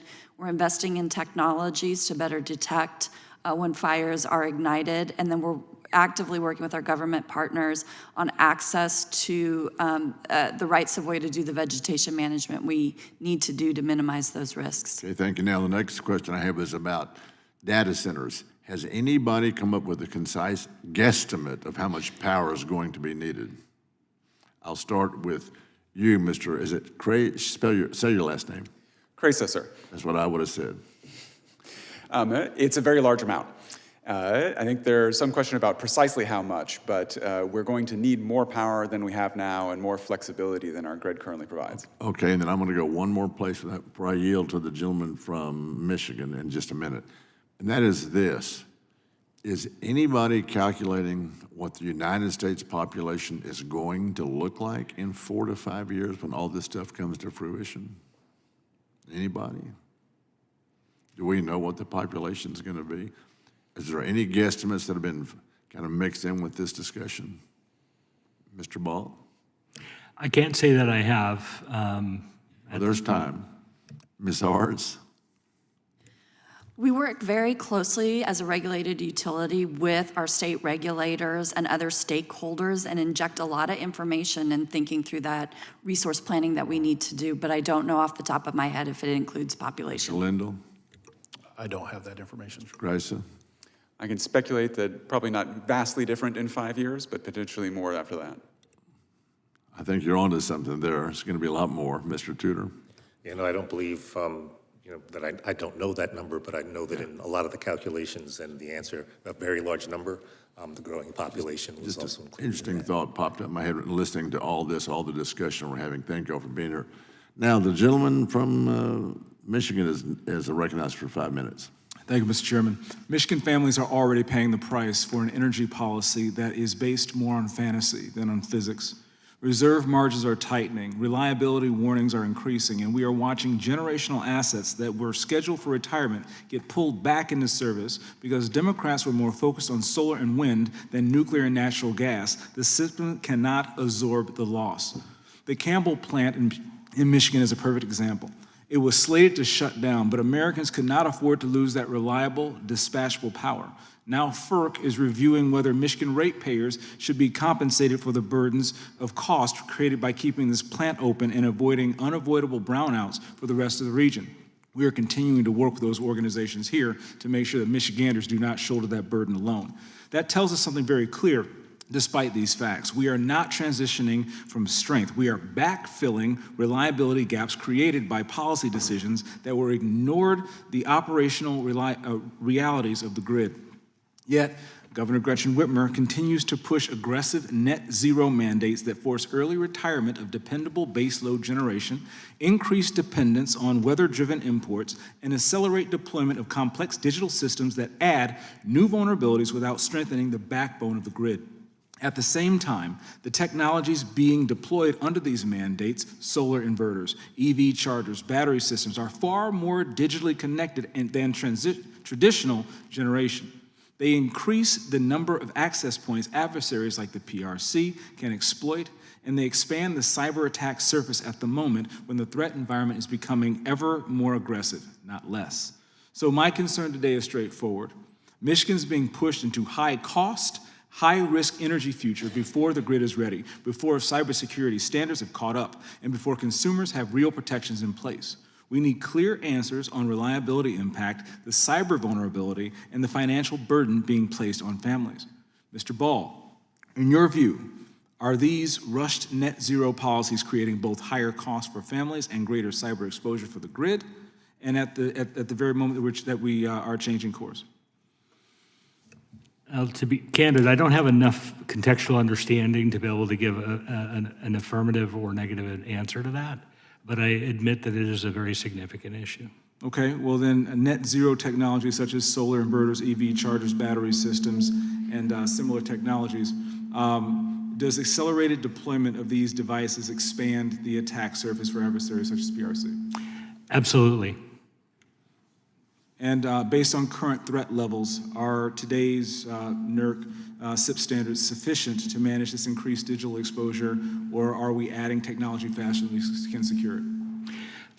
Well, I can say that you can't look at the regulation or the standards to be completely comprehensive, but I can say that, you know, NERC on that side of the house is actively looking for more agile and adaptive standards writing to adapt to the changes that are happening. So I know there's attention to that, but I would have to provide additional detail at a later time on what they're doing. Thank you. Continuing to strive toward a greater, more sustainable and affordable energy future is in all of our best interests, but we must remain focused on the reality at hand while we strive toward a brighter future. Mr. Chairman, that I see the balance of my time.